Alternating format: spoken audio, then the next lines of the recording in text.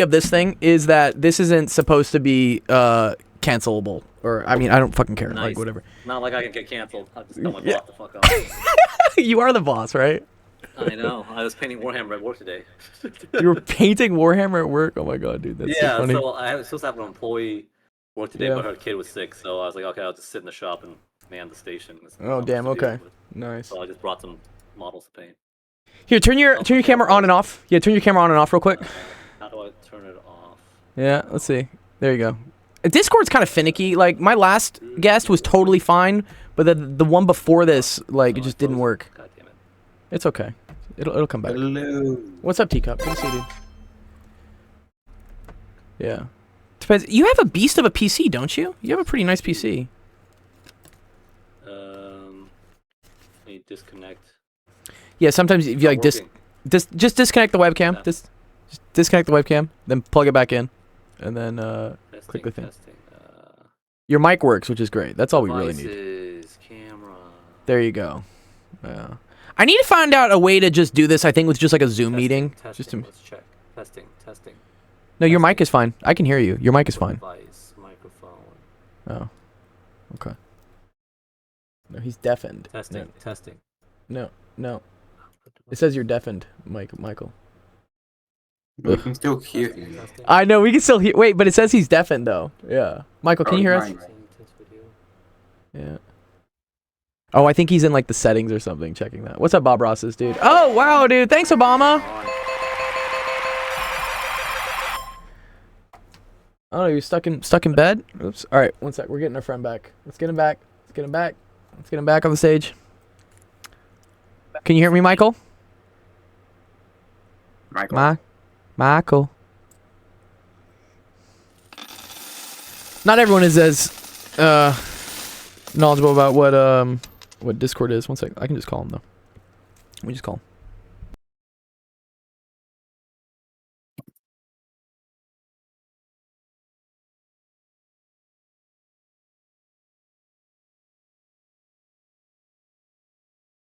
All right. Our buddy's he's restarting his computer to make sure his mic and webcam works. I don't know. Like, computers are always like kind of a mess. That's dope. Not dope, but that's what we really say. Did you get that prompts I sent you? Yeah, let me see. What did you send me? Oh, okay. So yeah, so I will say, okay, so when you send things in the chat GPT, you want to send them in like bite sizes and stuff. You want to send it like, here's the context, here's one question, and then another question. If you try to have it answer a bunch of questions at once, it gets confused. You have to do it like one at a time. Yeah, you said it. Bob Ross says, Gold, do you have an Android? I do. Which, in LA, I don't know, some girls get weird about that, man. They're just like, oh, ew, you have an Android. No. I'm like, girl, what? Excuse me? Yeah, I don't know. I like Android. I've been a Google fanboy since, I don't know, since the beginning of Google. I was actually one of the first people to get a Gmail account back in like 2005, I think, 2006. Yeah, no, I've always had Google phones. This is the Nexus 6 Pro. So I like them because Androids have, I think, superior camera quality. I know iPhones are getting there. Sometimes they're better these days. But I don't know. To me, like, an iPhone feels like... well, I can't say that. But like a toy. It feels like it's like my first cell phone. Like, it doesn't let you do as many things as you want to do. With an Android, dude, I could hack this. I could do whatever. Like, before iPhone even got, like, hotspotting and stuff, I already had that shit. Because you could do it all with an Android. But I get it. Like, Apple is easy, and, like, the girls love the blue message, and I can send you pictures, and whatever. What about this small little prompt I just sent you? Okay, thank you. I'll see that. Gold, why are you teaching students to use ChatGPT? I think you should use it. No. Okay, so that's actually it's a good point here. Yeah. I don't think, okay, should you use ChatGPT to, like, just blanket write your essays? No. Don't do that. Don't copy and paste from ChatGPT. But if you, for instance, want to use it to, like, get inspiration or summarize things or help you write stuff, totally cool with that. What's up, Michael? I need to check stuff. Yeah, Michael. Hey, Dr. Go. You're good? I can hear you. Yeah, what do I go here? Yeah, there you go. One sec, guys. Let me make sure we get Michael's camera working and everything. Invite to the stage. You're on the stage. Why am I seeing this? Yeah. Oh, can you hear me? Run on camera. Yeah. Oh, it's not seeing the camera. Great. Great. Yeah, I wonder if he could do it on his phone. Oh, we'd have to install the app though. Yeah. I have things on my phone. Do you have Discord on your phone? Yeah, I think so. Oh, then yeah, just join the call on Discord. Just join on your phone. Like again, this is and he has an iPhone, so it's guaranteed to work. It's just gonna work. It just doesn't see my computer doesn't see the camera for some reason. It's okay. Yeah, no, I've especially if you haven't used a webcam in a while, because I know you got out of the fucking corporate bullshit. So he's his own boss. Stream forever. Oh yeah, you used to stream a lot. Yeah. You actually got me I kind of know. into streaming. You used to do all the VR Yeah. stuff. Yeah. Oh, VR yeah. And like Among Us and during the pandemic. Yeah, Devices. we all got into gaming during the pandemic. I'll say, yeah, that's what happened. Other devices. It's, Yeah, if it doesn't work, just pull your phone up. You can do it on your phone. yeah, damn it! But I have this whole setup. I know, but Okay. Let's go on my phone. Like a let's chud. do it. Like a chud. It's okay. It's okay. Discord. Discord, yeah. And then just try to join this stage again, and then I'll invite you So up. I exit out of my. It'll kick you your off. Discord, I guess? It'll kick you out of this one. If you log in with your phone, it'll kick you out of this one. Okay, I'll go to that link you sent me, I guess. Yeah. Well, it should show on your app because you're a part of the server now. I don't know. Okay. See what your phone does.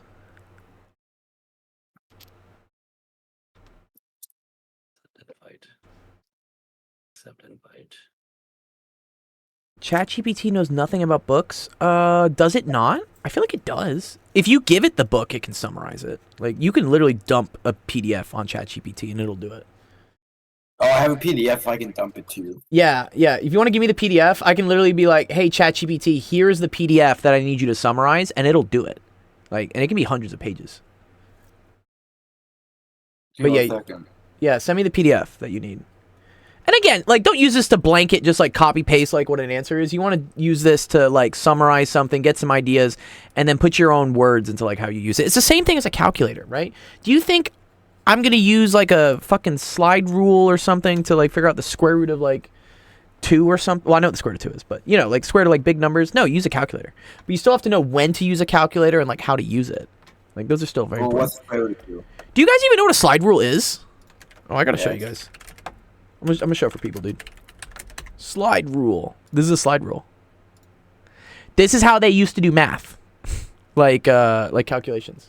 Oh, there's Michael. Let's get Michael up. Michael, our special guest, Michael. Michael's cool, dude. Me and Michael have been friends like forever.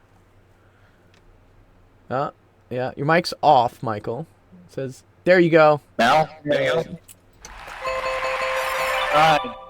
Yeah. Let me see if I can put this phone here. There you go.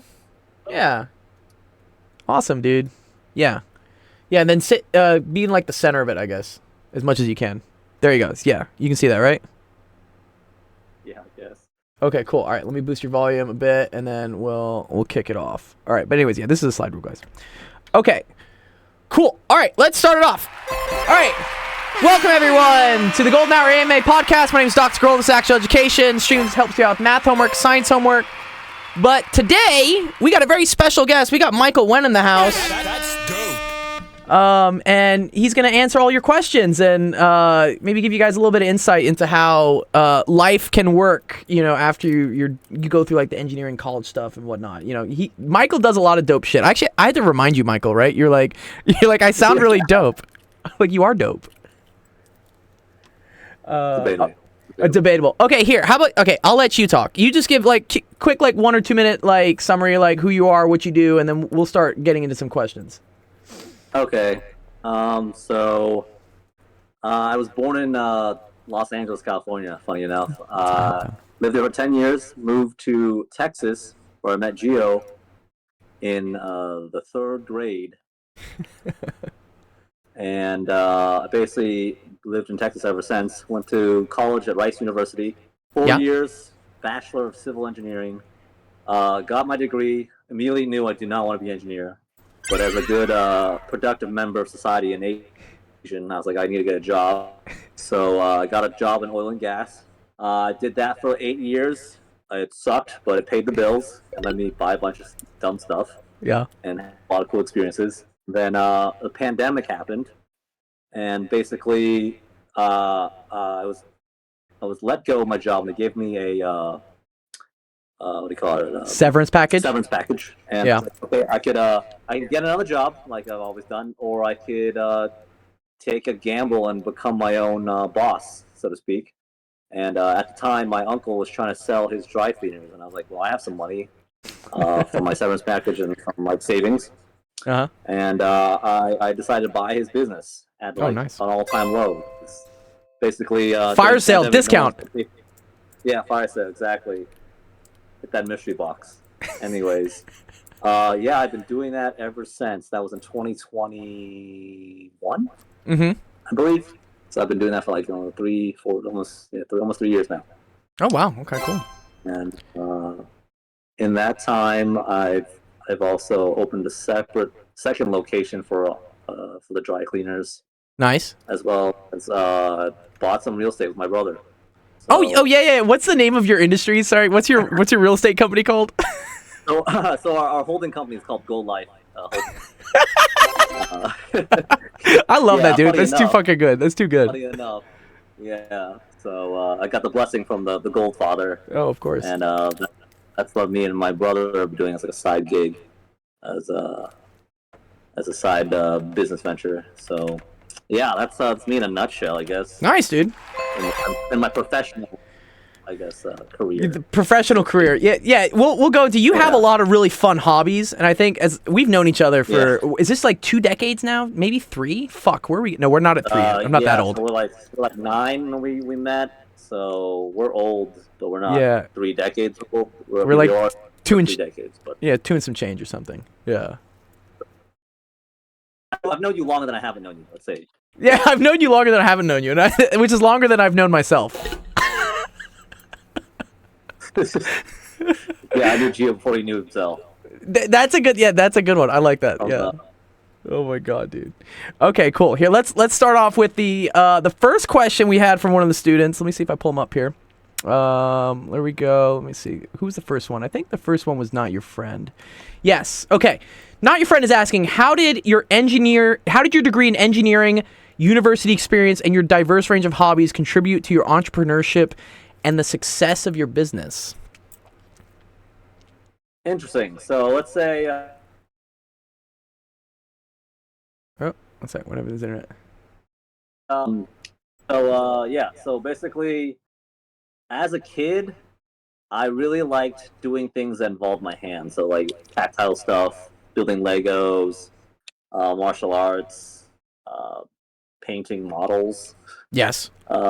So I was always really a hands-on person. Right? I like to tackle things with my hands as well as my head. So I like to solve problems and build stuff.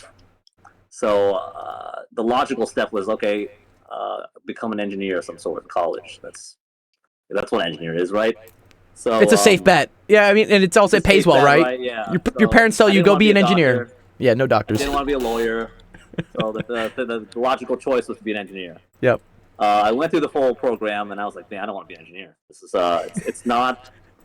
I would say not like artistically or creative. There's not a lot of creative outlets. Do you think? Creatively stimulating, right? Yeah. It was never creatively stimulating for me. Maybe I just didn't find the passion in that, right? So I always found my passion in my hobbies, and that's where I enjoy spending my time outside of my professional sense, right? Sure. Whether it be painting like miniatures, building Legos, working on cars, building firearms, or just or mock firearms stuff, too, right? So, yeah, right. And if you're not in the communist state of California, California. Hey, I still somehow got a gun in California, dude. I got a gun in California. Yeah, we shot it. It happens. Yeah, so it's possible. So yeah, so basically, the thing I got from engineering degree is that I knew that I had the ability to learn and problem solve and critical think, right? So those are the 3 big things I would say that make you successful in the real world. So whether it be entrepreneur or just working a regular job, those skills are translate to like success, and those are what people look for, right? Because an engineer can do those things and apply those to real life situations, right? So whether it be me taking on a new business venture or becoming my own boss or working for corporate America, like those things translate to success as you can solve problems that happen in real time and know where your strengths and weaknesses are and when you need to ask for help and where you can get that help or get some sort of guidance because the resources or find a mentor because you can't do it by yourself. No resource, right? Yeah. So you know as an engineer that you can't do a lot of these things by yourself. You don't know everything, right? You don't know everything, but there's always someone out there who does know something you don't know, and you have to keep that open mind. Okay, cool. And I would say those are kind of the things that I got from my degree. But even though I never really used my degree, if that makes sense. Yeah, I'm kind of in the same boat, man, because like again, I went through the PhD, I learned plasma physics, all these really specialized topics that yes, do I use today? No.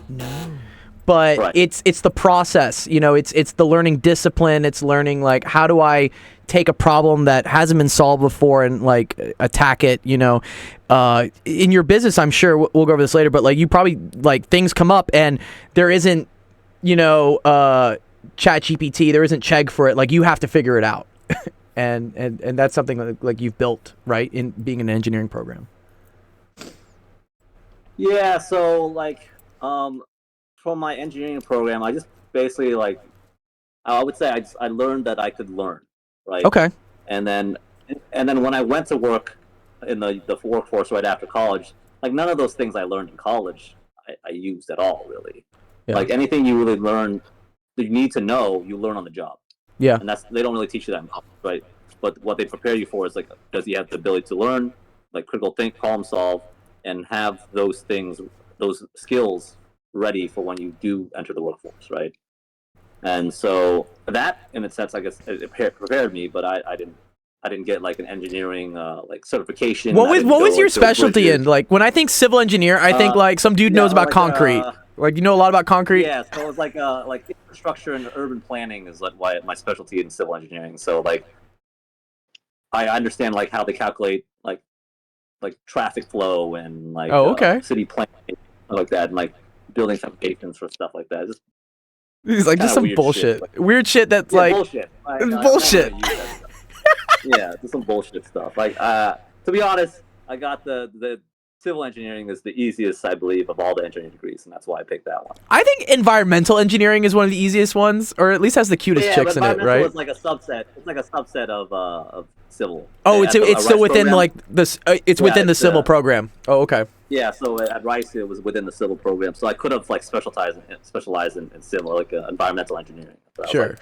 Yeah, I don't really care about. Did you feel like it was like because your dad, right? Your dad was a professor in what did he? Computer science at Rice is what he did, yeah, right? Computer science. So he has a PhD in mathematics, but he's taught.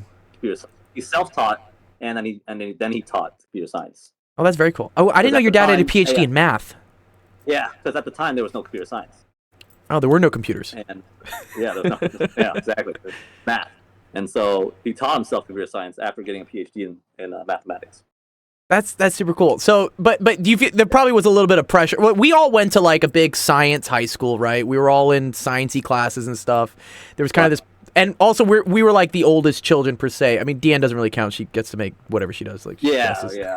But we're like the oldest men in our families, and like we were kind of told that like, hey, man, you got to go do something in like engineering or like be a doctor or whatever. I see like my youngest sister got to just like do whatever, like philosophy degree or something. She's a lawyer now, so it worked out. But like, but there's less requirements, right? As the oldest ones, did you feel like you were kind of told like, Michael, you got to go do engineering, and you're like, well, which engineering do I hate the least? And it's like civ.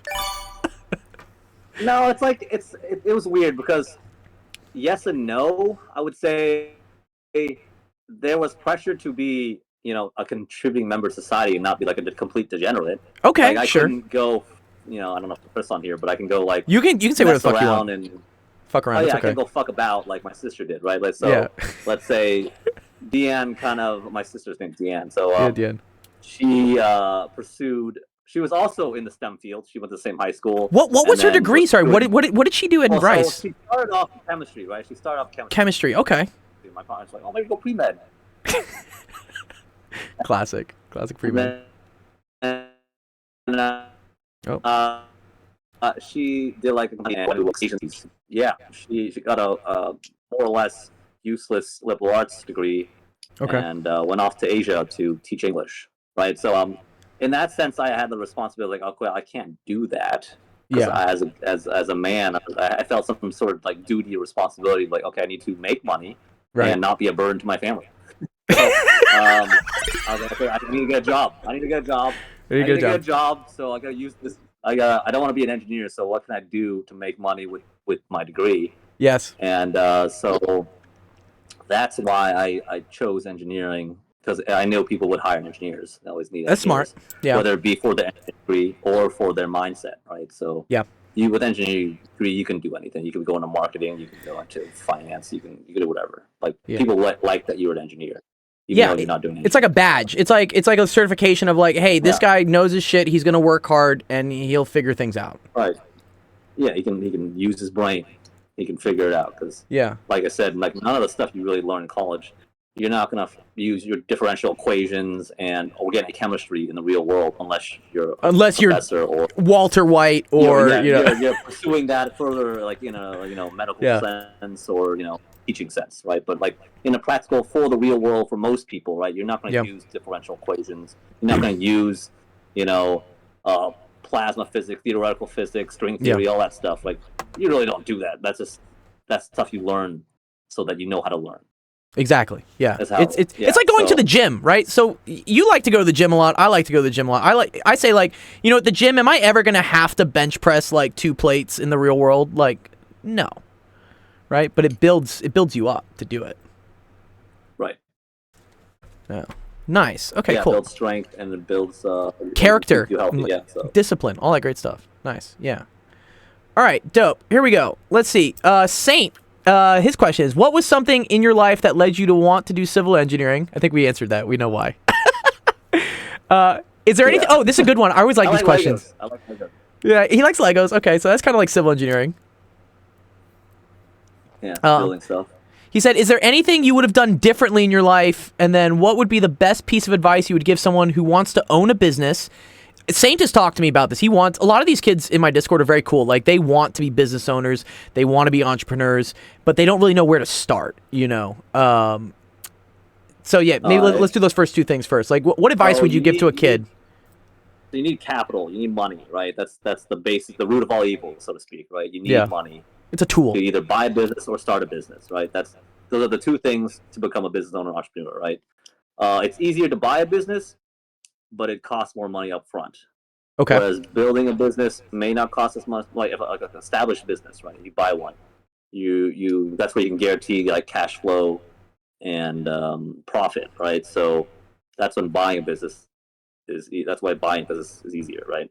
But then you have to like kind of deal with the headaches, right? Like you're having to. Well, I mean, every problem has its own headaches, but for buying a business, I think that's easier, but it just costs money, right? So you need to have money, either from your previous job, corporate job, job, work, something. You need to save up money. You need to make money. You need to get the money to buy a business, right?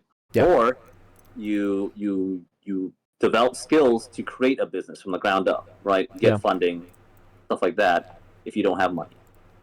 And you have to somehow demonstrate value to other people who have money, so they give you money. Yeah, so the investors are like, yo, he's good for it. Right, yeah. Whether it be banks, be friends, family, outside investors, whatever you want to call it, right? You need to demonstrate you have skills and can be reliable and trustworthy. Okay. So, I mean, for example, like my brother built his restaurant business from the ground up. Ground up, yeah. Yeah, right. And at the time, he didn't get that many opportunities for investors because like, it's the first time like business owner, he doesn't know what he's doing. But now that he's got one ground up, other people are like, oh, now that we know you can do it and you've been doing it for a while, we now trust and want to get involved in other projects that you have involved. Yeah. Right? So other investors like, oh, well, now that you want to open another one, we see you done one successfully. Yeah, they're like, here's the money, make 5. Let's do 6. Right, we're willing to give you a chance, right? Yeah. So that's those are the different routes to get into business ownership, right? I would say. Like proving You yourself. could also luck into, right? You could also be like luck into like getting one given to you through like the family or something like that. Sure. But that's that's an outlier. I don't really think that's. Yeah, that's a be banking crapshoot. on. No. Yeah, that's a shoot. So you either need to buy a business or build a business, and it takes time. And what they don't tell you is like there's no days off, right? There's no days Right. off. You don't get. We don't get Any day you weekends. take a vacation. Yeah, you don't get weekends. You don't get vacations. Like you're always gonna be on your phone. You're always gonna be working. You have employees. You have to be dealing with people nonstop. Yep. Business owner. You're basically your own HR, your own accountant, your own boss. You have to wear all the hats. Yep. And if something doesn't work, you have to be able to fill that role, either with another person, another employee, or do it yourself. Right. Right. So a lot of moving pieces, and you got to wear a lot of hats and be able to adapt on the fly as problems come up, because the buck stops here, right? No, there's no one else to be accountable but yourself. Right. So you gotta be disciplined in that fact, right? You can't just, it's not just like, oh, I'll just buy this business and it just runs itself. Yeah. No. Yeah, to a certain degree, but most businesses aren't like that. Successful ones, especially, you still have to either pay someone to do that for you or do it yourself, right? So that's it's like no one would sell you a business that just ran on its own, because then why would they sell it? They'd be like, I just keep it for myself. They would just sit back. Yeah, exactly, right.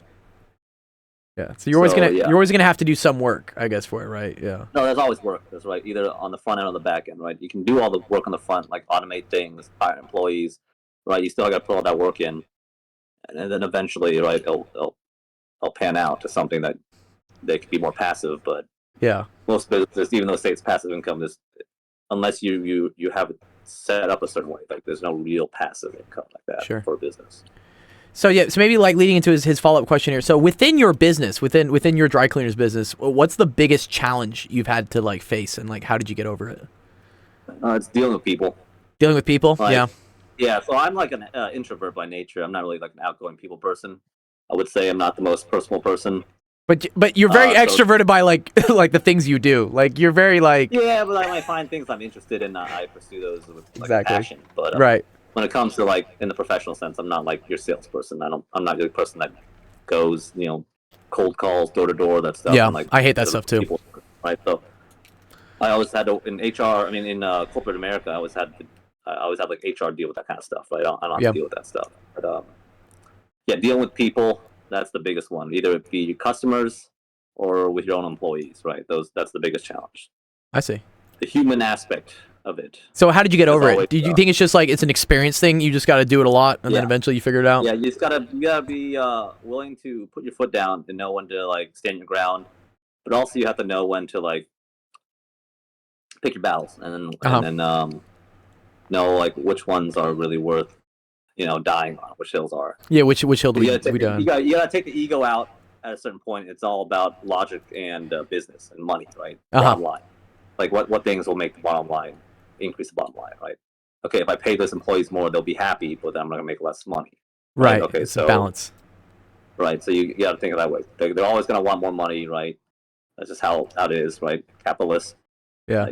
But you can always hire someone else to do the job. So sometimes. But then if you hire someone cheaper, then they give you more problems. It's all this balance, right? Yeah. So they don't know the system, so you gotta find a balance, right? Okay. But you gotta let them know who's the boss. Like, if you're new first time and you buy the business and they don't know who you are, they're gonna test you.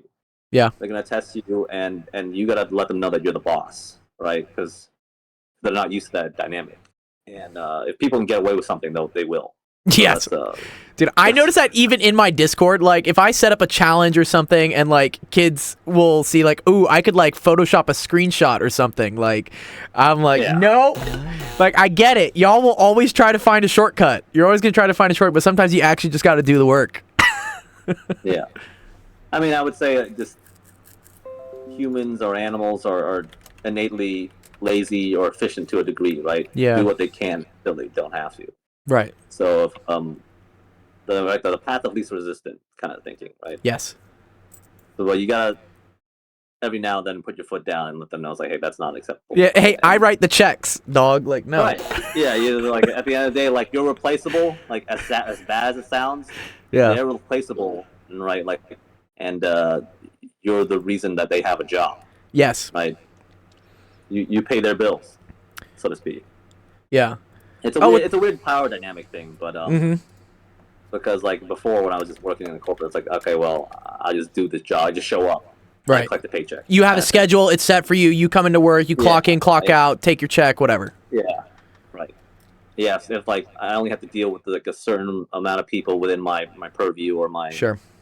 group or whatever, right? And then I have an issue, I just take it to my manager and they'll deal with it. Right. Right. Like there's not as much accountability. I mean, there is always accountability, but to a certain degree. But when it comes to being a business owner or an entrepreneur, like you're the boss. You got to do everything. You're all the departments. Yeah, so when something goes wrong, that's on you. When you lose money, that's on you, right? When you make money, you get the money. Yes. But when you lose money, that you like your employees lose you money. That's money out of your pocket, right? I feel like you're like the quarterback. The quarterback gets like cheered on. Is like that's the reason we won. But then also if they lose, they're like that's the reason we lost. Like you're the quarterback. Yeah. No. Yeah. You're the reason. You get all the praise, but you also get all the blame.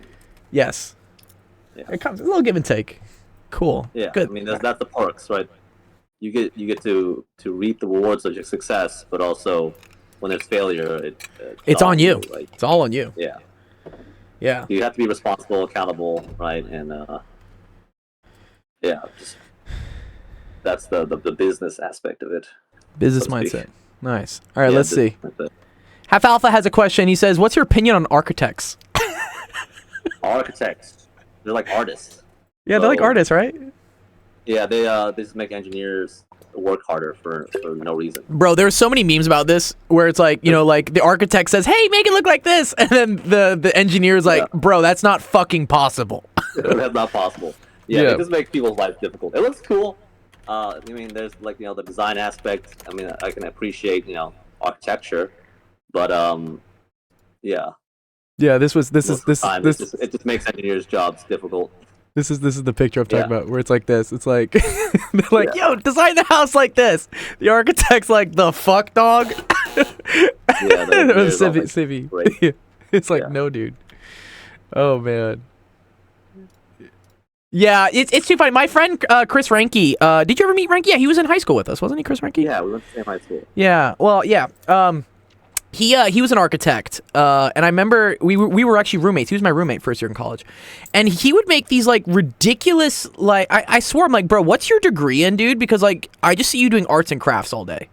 Like he was just always making models and like chairs out of like cardboard, and keep in mind he was in the studio like an exorbitant amount of time. Like he was at school a lot, but at the end of the day, I'm like, bro, what are you doing? You doing just playing around. It's just playing around with Legos. I think you would have liked architecture, honestly, Michael, because you like Legos so much, right? But it's not practical. Right? I could do that on my own time. I don't have to go to school to do that. Yeah, there you go. There you go. We'll get into your hobbies and stuff with the Lego stuff. Do you have your stuff on your Instagram? Is it on your Instagram? If I find it, is it? Like a little bit. I took most of it off. Oh, why'd you take it? Is it for the girls? Because girls don't like Legos? It's not as marketable. It's small doses. It's not as marketable, bro. I would put the Legos on, dude. I don't give a fuck. Only time I remove pictures is okay. We'll find it. It's on there. I mean, this is not all of it. This is. Did Deanne do this photo of you? This is a cool one. This is a cool photo. She was the creative lead on that photo shoot. But yeah, she was there for. She's using her degree to an advantage. Yeah. No, she doesn't even have a degree in that. Where's? Oh, this was it. This was. What was this? This was like a Lego Expo or something. Yeah, well, and I built the city as part of the expo. Wait, you built all of this? Yeah, so this is a part of this part of the display is part of a bigger display. Oh wow! That section is all mine. Holy shit! Yeah. How much does this cost? I know Legos. You at one point had a brick folio, right? Like Legos go up like the stock market, I think, right? Yeah, I still launched it during COVID, but I still have so much. Yeah. How much did that city cost? Yeah. I would say. The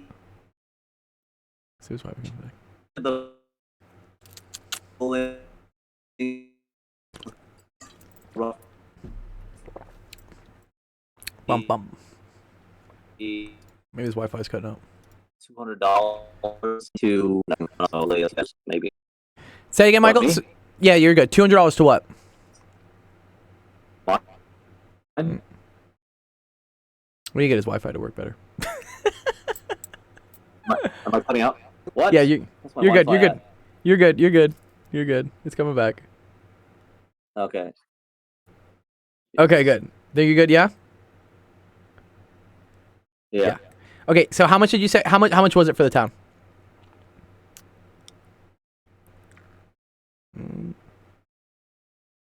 Oh my god, it's like lagging. Yeah. It's about 2,000, I think. $2,000. Wow. $2,000 for this whole thing, dude. Think? I don't know. Someone was saying because the train is made out of Legos too, right? The train is made out of Legos. Yeah, everything in the is made out of Lego. Yeah. The train's made out of Lego. The tracks, conservative estimate. Nice. Okay, that's cool. What is going? Why is You're my good. internet off? I think it's if I show videos on here because they're getting streamed to yours, it's choking your bandwidth as well, is what it is. Wait, what? You have good Wi-Fi there, don't you? You have good Wi-Fi. I know you do. I thought I do. Yeah. Yeah. Maybe Yeah. they close out of things. You're good. You're good. Nice. Okay. Yeah. Legos are dope. That's cool. Architects. Yes. All right. Let's go to the next question we got.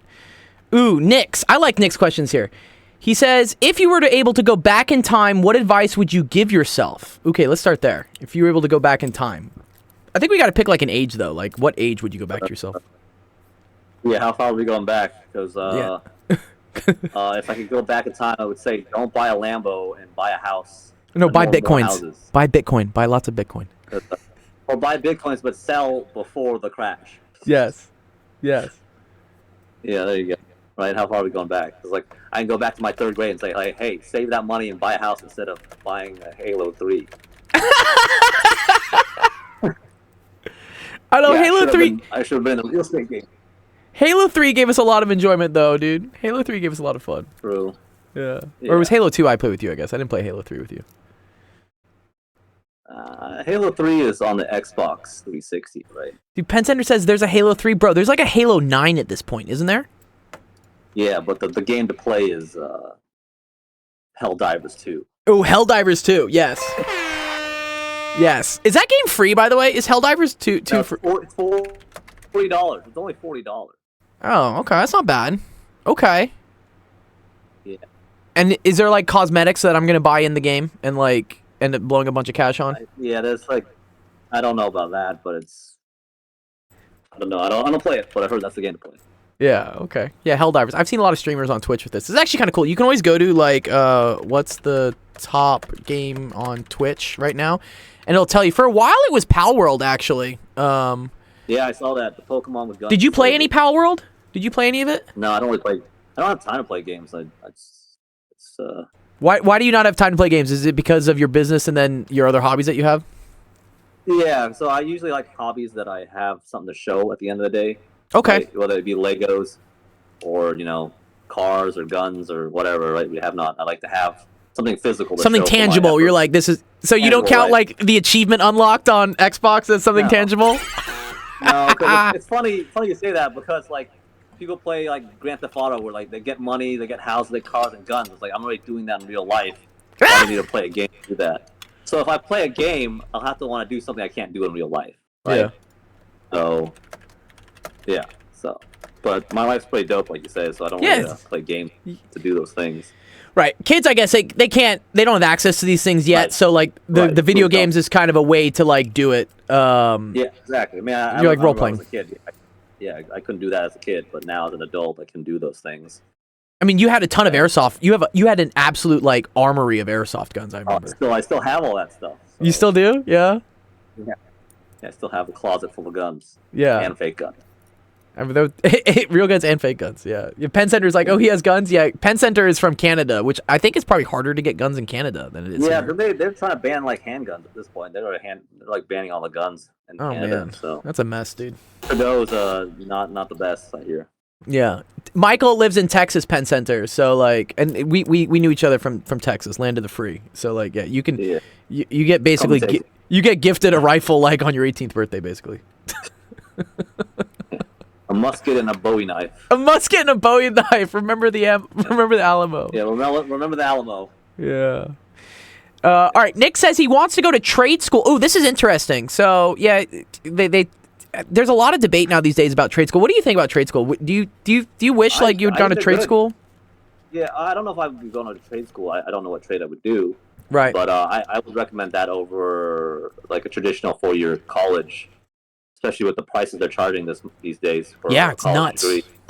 It's nuts. Unless you get like a scholarship or you get like some sort of government help or kickback to help with the tuition, I wouldn't recommend it. Right. It really isn't worth it. You can get some good like community college or like community school colleges that produce good programs without paying the money. So exactly. Traditionally, like you go to like U of H is not that expensive, and they have good programs. But they have really good engineering programs. I think at U of H now. They have good engineering programs, business programs, and they don't cost that much money. But all these fancy schools and stuff these days, I don't think it's worth it. It's not worth it. Not for the prestige. I wouldn't recommend Rice to anybody that has. But you had a special case, right? Because your dad was a professor at Rice, you got a little bit of a little kickback on it. Free tuition. So that's free tuition? It was free? Yeah. Oh my god! Back then it was free. Nowadays it's not free. But holy shit! Your college was free because your dad was a professor there. That's not because Rice is a great university. It's one of the top. Basically, he got for having 3 kids to go through there for 4 years. He got like a $250,000 raise. Yeah. So it says it's ranked number 17. So that's a very good college. And tuition and fees are $60K a year. So back then it was like 45. Back then it was 45. So 4 years, right? That's times like, 3 kids, right? It's a quarter mil. Times 3. Yeah. Yeah, it's over a $250,000. So he got like.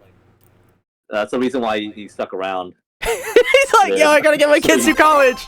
I gotta pay for this college somehow. Oh man, it's a cool campus. Though. I mean, the one thing I will say to kids it's not worth it. But what about the social experience? Okay, like we talk about, I feel like college changed a lot of who I was and really defined who I am today. And I don't think I would have gotten that staying at home going to a community college. It depends, right? I know people who I meet nowadays who did go to U of H, right? And then they're successful and they're social. I mean, it's a different experience. Yeah, right? U of H is still great. Yeah. Right, but like let's say you go to trade school, right? You go to trade school, it's like usually a 2-year program with an apprenticeship, and right off the bat you're making money on a fast track to be part of a business, and then you can create your own business with that trade, right? And then you can hire employees. So usually that's like the trade school route that is pretty successful. Oh, right? okay, I see. And then there you create your own business and you have money, then you can go buy the experiences. You can always buy those experiences later. They might not be the same, right? But with money you can buy experiths, right? Yeah, I don't think you're gonna be playing like naked beer pong, in your 30s. Yeah, but you really need to play that. You got your 20s. I don't know. I had some good times. I like the memories. Yeah, I know, but just imagine doing that with, like on a yacht. Boats and Lambos and guns. Yeah. Right. Yeah. Just you could always do it was fun back then, but I wouldn't want to do now trade it with the life I have now, right? Exactly. So. Yeah. Okay. Nick says, okay, if you went back to your teens, so you can't really tell yourself don't buy Lambos, buy houses. What would you change about your teenage self? I guess. I'd probably learn to exercise more. Ooh, okay. Fitness, like more and more weightlifting. But that was just me, right? You only recently got into weightlifting, right? It was kind of later in your life, I think. I kind of got into it during college, but then seriously after college. So in my early 20s, basically, I started weightlifting. Like if I could go back to my teens, I'd probably say do that more, right? Because you did it in high school. Yeah, I did it in high school. I always show the kids. I sharked people in high school. He was like small, skinny nerd guy with me, and then one summer he comes back and he's fucking 300 jacked over here and staked everybody. I'm like, what's going on? Yeah, if I could go back, I would do the same thing Gio did. You should come to the gym with me. You should have came to the gym with me in high school, dude. I didn't know you would go to the gym. I didn't even know that was a thing. Yeah. This was us, right? This is you down here, right? All jacked at the bottom, yeah, right? Yeah. Yeah. But yeah, Gio did that in high school in his teens, and I was like, what is going on? What is this? And I didn't know at the time that was the move. So, yes, that was the move. I would say, yeah, when you're young and like you have time, like why not? Like, it's good for you. It's healthy. It's just healthy. It's good for you, and you create the discipline and consistency that you need for the rest of your life. So you set yourself up for success. So if I could start earlier, I would do that. I see. Okay, that's great. No, I like that. Yeah, we didn't drink, we didn't do drugs, we didn't get into trouble. So, yeah, we were innocent kids in high school. Right. So we could go to the gym. Like, why not? Right. Yeah. There's no excuse. Less Halo and more gym. yeah, less Halo, more gym. Yeah. Yeah, no, I agree. I really do like. I keep telling the kids the gym is like the best thing for you in so many ways. And even like today at my age, I love the gym. Physical health is very tied to mental health, and as you said, building discipline, also your self-esteem, dude. When you start like looking at yourself in the mirror and you're like, oh, I'm getting muscle, you're gonna feel better about yourself. Yeah. Yep. It's the ultimate anti-depression tool. You're just like, oh, I look dope. Yeah. That's dope. Yeah, Nick, go to the gym. Your appetite, and you're like, as a kid, your appetite's crazy, but like, you get to eat and still look good if you're exercising too. Yeah. Right. So it's like, I don't know. Yeah. So there's all upside, no downside. Right? Yeah. Plus, you make friends and stuff, and then also like your parents are paying for your food, right? So at our age, right, when we start going to the gym, I'm like, fuck, I gotta buy like this much chicken, this much whatever, because I need the protein.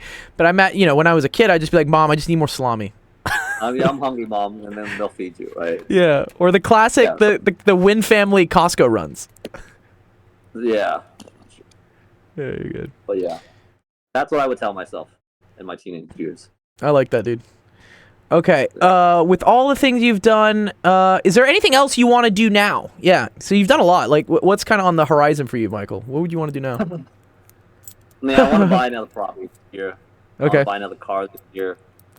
I want to keep expanding I want to scale to another location for my dry cleaners. What car do you want to buy? I want to buy a G-Wagon. A G-Wagon? I was about to say you're about to get like a Jeep or something, because that was on your... I always wanted a Jeep. But I never got one. So I was like, I'll just buy a really fancy-looking Jeep, so why not get a G-Wagon? But also, I could write it off as a business expense. Because it's over 6,000 pounds. Yeah, section, what is it, 83 or something, right? Something like that, but also like I could actually use it for the dry cleaners, like if I had to. Not like I am going to, but if I could, I could, right? It could carry clothes. Yeah. So. Yeah. Unlike the Lambo, it can't carry shit. Yeah. Nick was asking like, what other cars do you have? So this is your Lambo. I know this was like your second exotic car you bought, I guess, at one point, right? Yeah. So my first car was a Camry. Bought it after college. Second car was the Aston Martin Vantage, V8 Vantage. Do we have pictures of that? Is it Lana? Yeah, this is Lana. This one. That one's Vera. Wait, there was another Aston? No, Vera's the Aston. Lana's okay. Lana, sorry. Okay, there you go. Lana's the Lambo. Yes. Yeah. Vera's the Aston. Oh, now I get it. The letters correspond to each other. Vera, Vantage, Lana, Lambo. Oh wow, I didn't even get that. Yeah. Oh man. Yeah, sure. That's exactly what I planned it to be. Was it? Wait, is it? Is that what it was? Oh, you didn't do that on purpose? No, I didn't do that on purpose. Oh, I just thought of that. I'm like, Vera the Vantage. But I'll stick with that. That sounds good. That sounds good, right? Lana the Lambo? That's how I'm going to remember it. Yeah. Yeah, Vera the Vantage. Yeah. And so the next one you want is a G-Wagon. That's cool. Yeah. I bought a van for the shop, like to do the deliveries to my drop station, but it'd be cool if I pull up in a G-Wagon. That's all. Dave really wants a G-Wagon. He wants the EQG. Do you know what that one is? Yeah, the electric one that can do donuts on itself? Yeah. Yes, yeah. He wants the EQG, which, I don't know, man. I don't know. It's a little ridiculous. Yeah. I find it funny as we got older, Michael, that we have always kind of like mirrored each other in like trajectories in some senses. But yeah, like my first car was really my dad's Honda Accord, right? We had very like stable cars. You got the Lambo. I ended up getting an S2000, right? Both like wildly impractical cars. They're 2-seaters. Right. You can't fucking carry shit in them. Like, but they're fast and they're fun, right? Yep. And now as we get older, I just got my truck because I was just like, bro, I need to be able to carry things. I need a truck. And for you to say G-Wagon, I love that. It's a similar thing. You're just like, I want utility. Yeah, it's also impractical in the sense that you could buy utility for cheaper, but at the same time, it's like, I'm going to splurge if I can. Why not? Yeah. Life's too short. Life's too short. That's why I bought that silly sports car.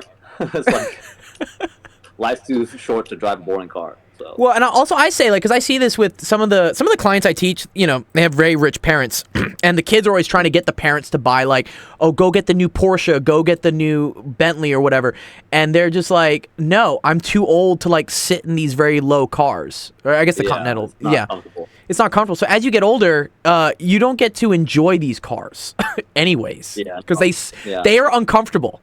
They're super uncomfortable. Yeah, they're not the most comfortable. Yeah, we drove to Austin from Houston in that car. It's not the most comfortable drive. Yeah, that was a 2-hour drive. I mean, I think we did it an hour and a half because we were doing ridiculous speeds. Yeah, but I had the radar detector, and then, But yeah, I remember sitting in this thing. This is not a comfortable ride for more than like 20 minutes. Yeah, you're not meant to sit in that for a long extended period of time. Yeah. Oh my god, that's too funny. Let me see. But yeah, it's things you can only enjoy when you're younger, unfortunately. Yeah. It's weird how the world works that way. Well, this is why, like, you got to kind of, like, stack some cash and, you know, get some stuff out of the gate early, right? You know, that's what you did with the engineering thing. You got an engineering degree, you got a job that paid you decently, and then that allowed you to enjoy some of the things that you really can only enjoy when you're younger. So, yeah, the goal was, at some point in my life, it was 2018, and that was the year Avicii died. And I was like, okay, well, I wanna enjoy all the things of life, and one of those things is I drive a lot for work, like to commute. Sure. So I never enjoyed driving. So I was like, how do I enjoy driving? Just buy a car, I'll enjoy driving. So the goal was to get a Lambo by 30, and that's where I started the journey of buying exotic cars. Dude, that's dope. Yeah, I didn't know the Avicii. I know you always had the 4 Avicii thing, but I didn't know that was the inspiration. Yeah, he died in 2018. I was like, okay, he's like a year older than me. Right. He had everything, and he still did enjoy life. So I was like, I'm not really doing anything with all this money or like with my life in that sense. Like, I don't want to live a life of regret, right? Because you want to live the life you is one of his lyrics. Yeah, that's one of the lyrics. So I was like, why not live a little with the money that I've accumulated? I could keep saving, right? I could keep saving. I could keep throwing in the 401k, keep throwing at the Roth. Doing that, but then what am I gonna do when I get to that age, or get to a point where I can't enjoy those things anymore, right? So you gotta live a little, right? So one of the things I heard someone say was, you gotta spend half your money like there's no tomorrow, and save half your money like you're gonna live 100 years, like live forever. Okay. So you gotta the money you spend is like you're gonna die right now, and then the money you save, you gotta save so you're gonna live forever. So you gotta balance. You gotta find that balance, right? There's you gotta have the delayed gratification, but at the same time you have to reward yourself at some point, or else you're just gonna live a very unfulfilling or boring life. Well, that's just my metrics, right? But yeah, a little bit of both. No, that's cool. I appreciate it. That's cool. All right, let's see. I could be richer. I could be richer if I didn't buy these dumb things. But you wouldn't have the fun experiences, right? You wouldn't. Right. You wouldn't. And then I might. And then tomorrow's never guaranteed, right? So what if I, got injured and I couldn't do this anymore, right?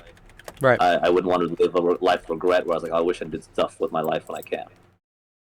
I think we also get that right from our parents. I mean, you've especially right seeing your parents. You're just like, wow, like health is so important, right? Yeah.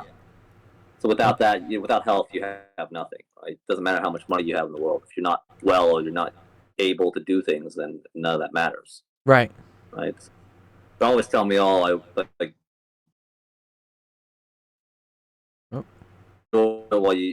can, like your age and your youth and your health. Because once you get to my age, you'll understand. But then your dad was always like, y'all are gonna be friends forever. Yeah. And in our case, that's true. Yes. It wasn't the case. It wasn't the case with all our friends. No, not with all the friends. Yeah, it's okay. Just you and me. The real ones stay. Yeah, can't take all of them. Can't keep all of them. You can't take them all with you. Yeah. Yeah, I can't take them all with you. Nice. And then his last question was how was your day today? You had a pretty busy day today. How was my day today? It was not as good as I thought it was gonna be because one of my employees called out sick, so I had to go cover her shift. Because so I had to work when I didn't really want to. I see. You weren't supposed to really work today. Yeah. Yeah, I wasn't. I was supposed to be on time for this call, but then I had to close the shop. Yeah, it's all good. And so real life came up, and then I had to adapt. Right. Sometimes it's about doing the things you don't want to do, but that's all about being an adult. Yeah, Right. There's a nice quote I like where it's like, today I will do the things that others won't, so tomorrow I will do the things that others can't. Yeah. Yeah, you got to put in the work sometimes. Nice. Yeah. I don't mind doing it. It's just, it's not what I want to do, but big picture, I didn't have to pay that employee today. Yeah. And I saved myself some money.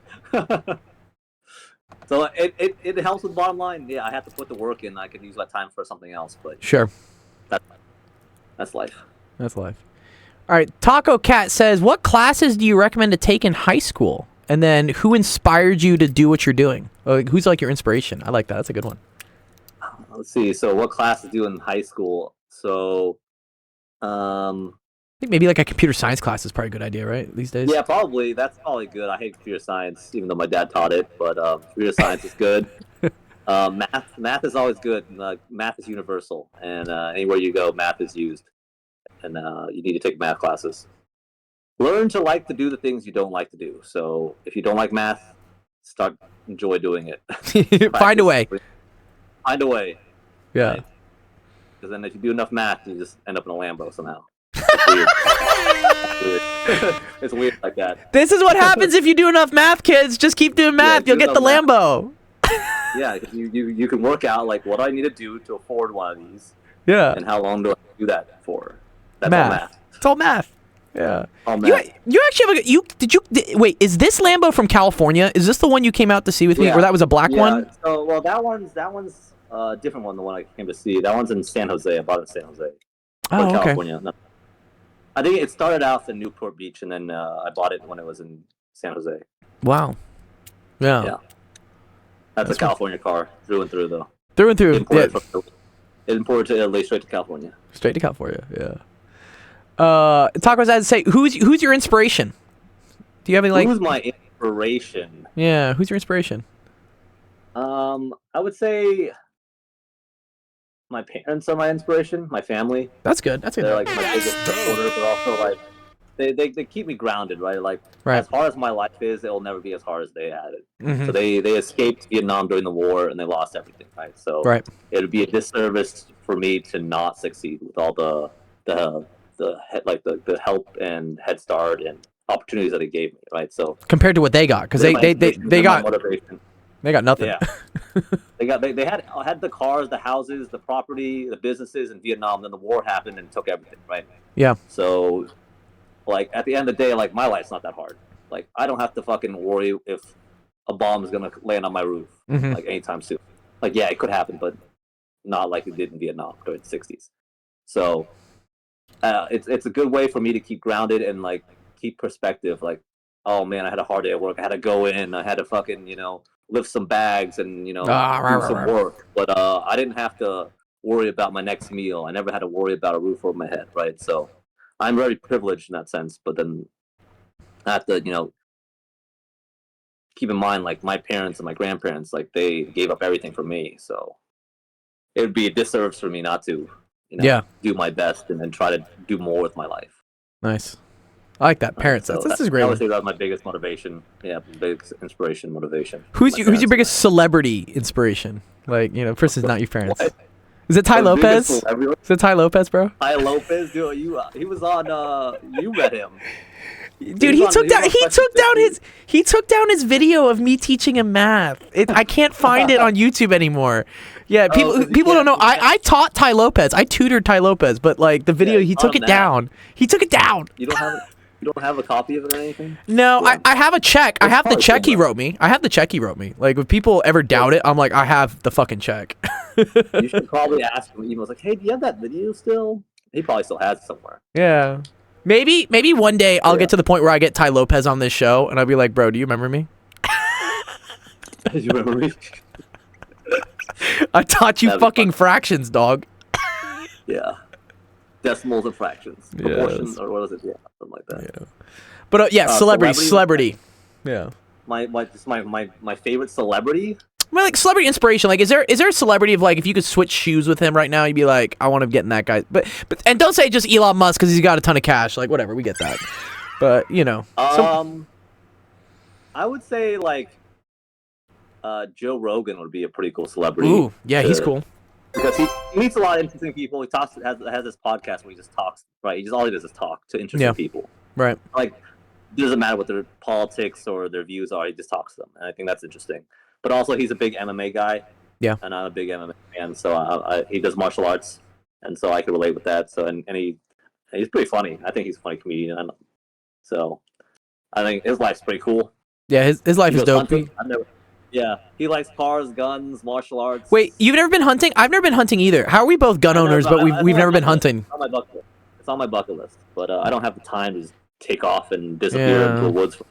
But you're in the place to do it. You're in the place to do it. Like Texas has a lot of great hunting. I don't know if there's any hunting in California here, but yeah, I don't know, but or like go to those wild boar. Yes, on the helicopters, bro, dude. Yes. Yeah, the helicopter with a machine gun. Yeah, you can do that in Texas. Yes. Do that one of these days.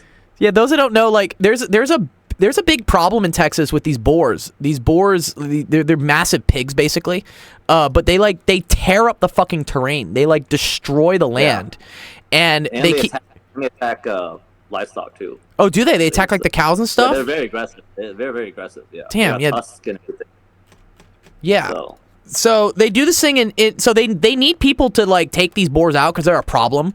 And in Texas, good old Texas, you can rent out a helicopter, and they'll take you hunting boars in a helicopter. So like with night vision goggles, so you're just in a helicopter shooting at boars, dude. Shit looks so dope. Fully automatic weapons. Yeah. Just spraying at fucking boars, dude. Yeah. Bro, this is something we should do. How much does one of these things cost, dude? This would be a fun bucket list. A couple thousand, maybe. That for a bachelor party or some shit. That would be a dope ass bachelor party. Yeah. Maybe we just rent out like a ranch and then fuck around on a helicopter with boars. Yeah. We kind of did that for the last bachelor party you hosted. The lighter version, the intro version of it, right? We had all the fun guns and stuff. Yeah. Yeah, I wonder if it's something that even this next generation does. I don't know how many. You tell me, kids. I mean, most of the people here are on Discord. I guess don't go outside as much as we used to. But me and Michael used to have these like epic airsoft battles, right? Yeah, touched a lot of grass. We touched a lot of grass. Broke a lot of windows. Yeah, so we had these like grass these. And not a drug sense. Yeah, we did. Yeah, we didn't smoke any grass. But so airsoft guns are these pellet guns. They shoot these little BBs, and they look realistic. It's super cool. But you do like mock warfare things in your neighborhood all the time, right? Yeah. Yeah, that stuff was fun. You were into paintball too for a bit too, weren't you? Yeah, I did that a lot in college. And were you on like the college paintball team? Were you? Yeah, I did the college paintball team for Rice. Oh wow, that's cool.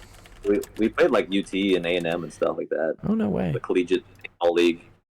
Oh, that's dope. But, yeah. It's a fun sport too, man. That. Yeah, that's a fun one. I kind of like the unconventional sports. I'm not like a big football, baseball, basketball guy, but I like the weird one. Tennis, martial arts, like combat sports, paintball. Yeah. Monkey says he's never played paintball. Yeah, dude, there should be plenty. There's paintball everywhere, dude. Paintball courses all over the place. All over the United States is paintball. And it's not too bad. I mean, you could probably go for like $40-$50, I think. Rental and then and all the stuff. The amount of paint you pay for, that's the big cost. Yeah. Thanks, Penn Center. Penn Center said he's leaving. Yeah, good to see you, Penn Center. Good evening. I'll be around the stream tomorrow for Integral and Seed. Yes, good. Thanks, Penn Center. We'll see you on your stream tomorrow too. I appreciate you coming by. All right, nice. All right, let's see. What was that? Was that all the rest of his question? Let's see. Okay. What do I do to jumpstart my business just out of high school or never the end of high school, like or near the end? Okay. How should I What's the spend my what's the business? You know these kids, dude. They see stuff on TikTok and they're just like, business. I want to be a business person. I'm just like, Business person. okay, but business so in you're what? like, what? You selling a good or selling a service? I'm guessing. Yeah. I don't know. Yeah. Are you drop shipping stuff? Dude, apparently dropshipping is back, dude. Apparently dropshipping is all the rage again through TikTok Shop or something. Oh, that makes sense. That makes sense. Yeah. But yeah, so basically, what I learned, like in my business, like more or less, if you're not doing like a revolutionary thing, like you're selling something, service or product that someone else is going to be selling. Like Right. if it's in demand, they're going to be competitors, right? So you need to stand out, and a lot of those things come down like customer service, like building the relationship between the customer basis and yourself, and that's how you kind of differentiate yourself. Is how you deal with your clients or customers. So being a good people person is important. Yeah, in a sense, right? You got to build that relationship, and that's how you get repeat customers. And then with word of mouth, you get new customers, right? So that's something that I learned, right? Like as a dry cleaner, is like there's dry cleaning everywhere. Like why are they gonna pick your cleaners over someone else's? Yeah, right? it's got to be the service. Yeah. Right. You obviously you sell the service, knowing that it's good, right? That once you get to like that your service or product that you're selling is good, but then after that it's all about selling yourself, really. Mm-hmm. Yeah, you're the product. You become the product. You have to market yourself in a way that differentiates yourself from the competition. Okay. So I would say maybe Taco Cat, a good thing is, get good at talking to people. Like, get social. Yeah, talking to people. That's kind of interesting. So the way I got good at talking to people is actually because you're an introvert, right? Yeah, you usually don't like talking to people. So it goes back to college. It was actually when I started DJing in college. Oh yes, dude. It helped me like open up to people and market myself if I wanted to get gigs, right? So like no one's gonna do that for me. Oh, I need to go talk to the people who are hiring the people that DJ parties. So like, how do I do that? I got to market myself. Mm-hmm. So I learned how to DJ and the skills needed to do that. But then to get the gigs, to get yourself out there, you got to market yourself. So you got to be the people person. You got to be somewhat outgoing. You can't just sit in your room and hope things come to you. They're just not gonna happen like that. Yeah. So you could learn all the tricks of the trade and stay at home in your room, but at the end of the day, you got to go out there and put yourself out. You got to practice it. You can't just keep watching YouTube tutorials. I know all these kids watch these tutorials, but I'm like, you got to go fucking do it. Yeah, so you got to go out there and do it. And you're gonna fail a lot more than you succeed, but then the successes mean a lot more when you get them. Yeah, you appreciate it. Fail forward. I like the DJ thing because I forgot about the DJ thing. I learned that from you. Yeah, it's too funny. Yeah, I was like, oh, Gio did the DJing thing. Like, I could do that. Like, why not me? So I talked to you, and then I was like, hey, can I learn how to DJ? And you showed me, and then here we are. And then you went all Michael on it. I always tell people that like me and you have like kind of the same hobbies, but then you just always do it like bigger. Yeah, just out Whataburger. Everyone is usually my go-to. For those non-Texas, Whataburger is like a burger joint. What's out Whataburgering something? What's that? Yeah, you just always order something bigger or better than the next person, right? So you. What? I didn't know this was a thing. Yeah, it's called out Whataburger someone. So it's like, oh, I'll get that. So I'll get the water size, or I'll get 2 of those. I'll get the chicken tenders and the Bro, how did I not know this? I grew up in Texas. I didn't know that was a thing. I out Whataburger, dude. To order a better meal than a fellow diner at a Whataburger restaurant, dude, that's fucking great, dude. What? It's out Whataburger somebody.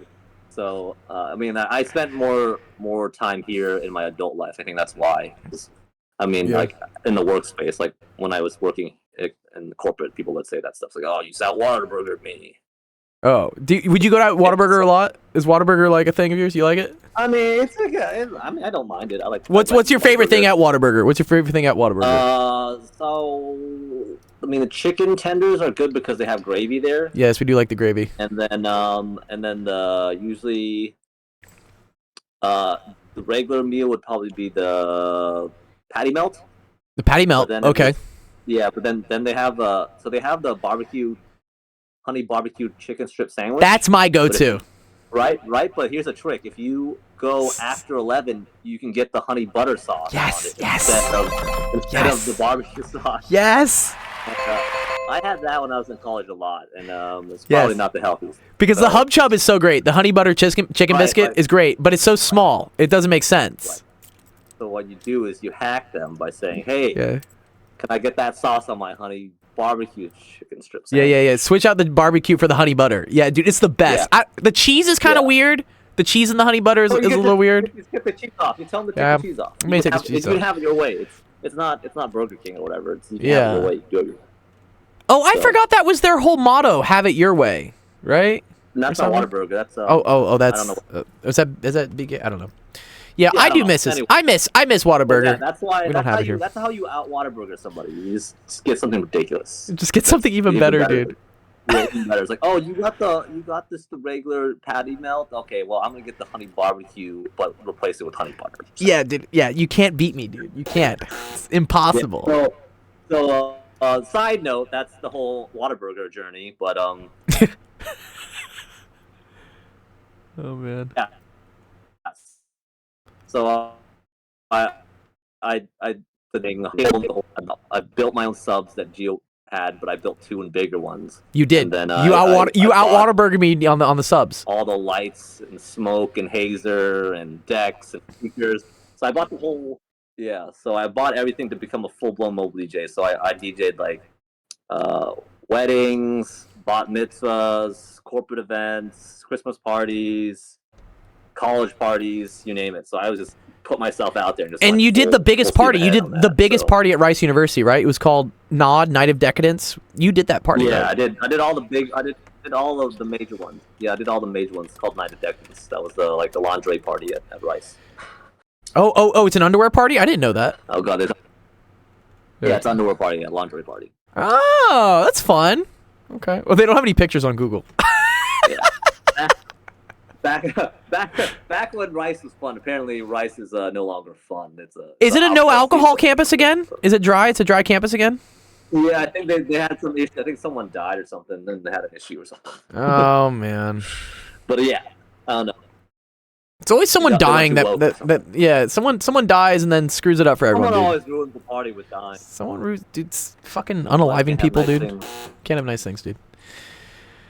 Damn. Okay, yeah. Yeah, that's like fun in moderation. Right? You gotta know your limits. I like the DJing too because also you have to know how to read a room, right? As a DJ, you know, like you have to read a crowd. You gotta be able to read energy, read people, and able to like adapt and be flexible. So yeah, all skills. Plus, like everyone loves the DJ. Yeah. Everyone loves the DJ. Yeah, I always say to my friends who are like introverted, like I don't know how to talk to girls. I'm like, go learn to be a DJ because all the girls love the DJ. Just go be a DJ. It's easy. Go be a DJ. You don't have to say anything. Yeah, you just gotta sit up there with your headphones and do this, and they're like, oh, he's the DJ. Here's my number. Call me later. Will you play my song? All right, nice. Good question, Taco. All right, let's see. Single piece of advice or lesson learned that has the most profound impact on your life. Okay. Like what's like single piece of advice? Probably chase success, not girls. Ooh. Right? That's like don't like if you're a guy, like your focus should not be on girls. It should be on building yourself up for success, and the girls will come. The girls will come. Don't chase, attract. They should be a byproduct of your success, not your focus of your success. Right. And I mean, out of college, I mean, I was never like a big like guy that was chasing girls all the time. But whenever I had a girlfriend or something, that she became, I think, too much of a focus in my life. I think that's something I learned on later, right? That should not be the case. So girls are a big distraction. So I say the wrong girl is a big distraction, which is most of the times we're dating the wrong girl when we're young because we just don't know what we're doing. Just dating in general, even if it's the right girl, like that's gonna take time, energy that you could be using to succeed, right? To build a business, to get an education, get big skills, right? When you're younger, you shouldn't be dating or chasing focusing on girls, right? Yeah, I agree. Like you could, right? You should be focused on yourself. Like especially in your teens, your 20s, like up to your 30s. Like once you've built that success, like then you have the resources and the time and to deal with girls because they cost money. They do unfortunately cost money. They cost money, they cost time, they cost energy, and then those are like the 3 biggest things that would take away from your success. Right. Because you have to allocate things towards a girl rather than like yourself or your business or or anything that helps you succeed. Because most of the time, they're not a asset that appreciates, they're a liability that depreciates. So, as that sounds, that's the reality of it, right? Yeah, it's just the truth. If you get married, have kids, like that at an early age, you really like limit yourself. Yeah, you shoot yourself in the foot. In terms of experiences too, I say. Like that's why I yell at all the kids, dude, when they're like, "Oh, blah blah blah." I'm like, "You better wear a fucking condom." Like, don't get nobody pregnant, please. I want a girlfriend. I was like, yes, I understand that. Like, it's your biological need to do that, and that's nothing wrong with that. But the real success comes from able to I guess be disciplined enough and be, in control of those emotions and urges to see a bigger picture, right? Yeah. Put your focus on your success, on your business, on yourself, on your work, right? And you'll be happier in the long run. Focus on your dreams. Focus on you. I would say focus on you until the focus is on you. Interesting. Yeah. Like the more you focus on yourself, eventually people will start focusing back on you, and you'll be like, okay, cool, now I'm great. Because at the end of the day, like, if you are on your mission and you're succeeding, you're gonna be a more sought after commodity than just another like beautiful woman or beautiful girl or whatever you want to call it, right? So, as a guy, obviously, it's opposite if you're a girl and there's guys trying to get at you. That's a different story. Which is like all the time, dude. What? Yeah. So it's from my perspective, my experience, it's okay. As a man, So that's what I would say is a profound, advice or things that I learned. No, I think it's important. No, it is. Yeah, but it's also a lesson you have to learn the hard way. I think every man has to learn that through experience. So, I could sit here and tell you all day, but at the end of the day, you're not going to really do it until you've gone through it yourself. You have to. I would say they have to touch the stove. Like you can tell them yo, that pan is hot. Don't touch the pan. Don't touch the pan. And they're like, well, I still got to touch it. Like I still got to get burned. Yeah. I think as parents, our responsibility is to make sure they don't hold their hand on the pan too long.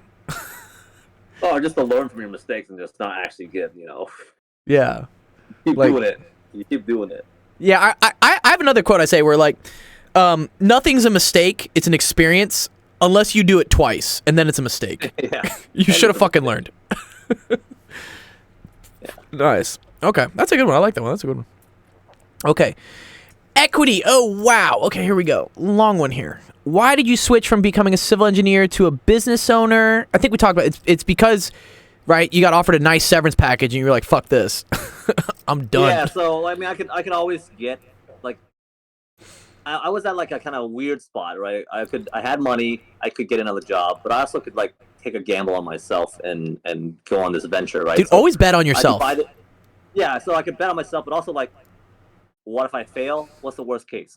It fails, I lose my money, I could always get more money, always get another job, right? Right. But this opportunity was so good, why not take it? And if I fail, I fail. Yeah. Right? But I didn't think I could fail because I believed in myself, and I think I was competent enough to work towards that success. But at the end of the day, the reason why I enjoy being a business owner rather than working a 9-to-5 is it's much more fulfilling. I was never really a corporate ladder kind of guy. It was always a means to an end for me. And I could never see myself doing that long term. I was like, okay, it's paying the money, it's paying the bills, and I'm making money, but I'm not really building anything for myself. You're helping build somebody else's thing, is what you're doing. Yeah, you're just a cog. Someone else rich.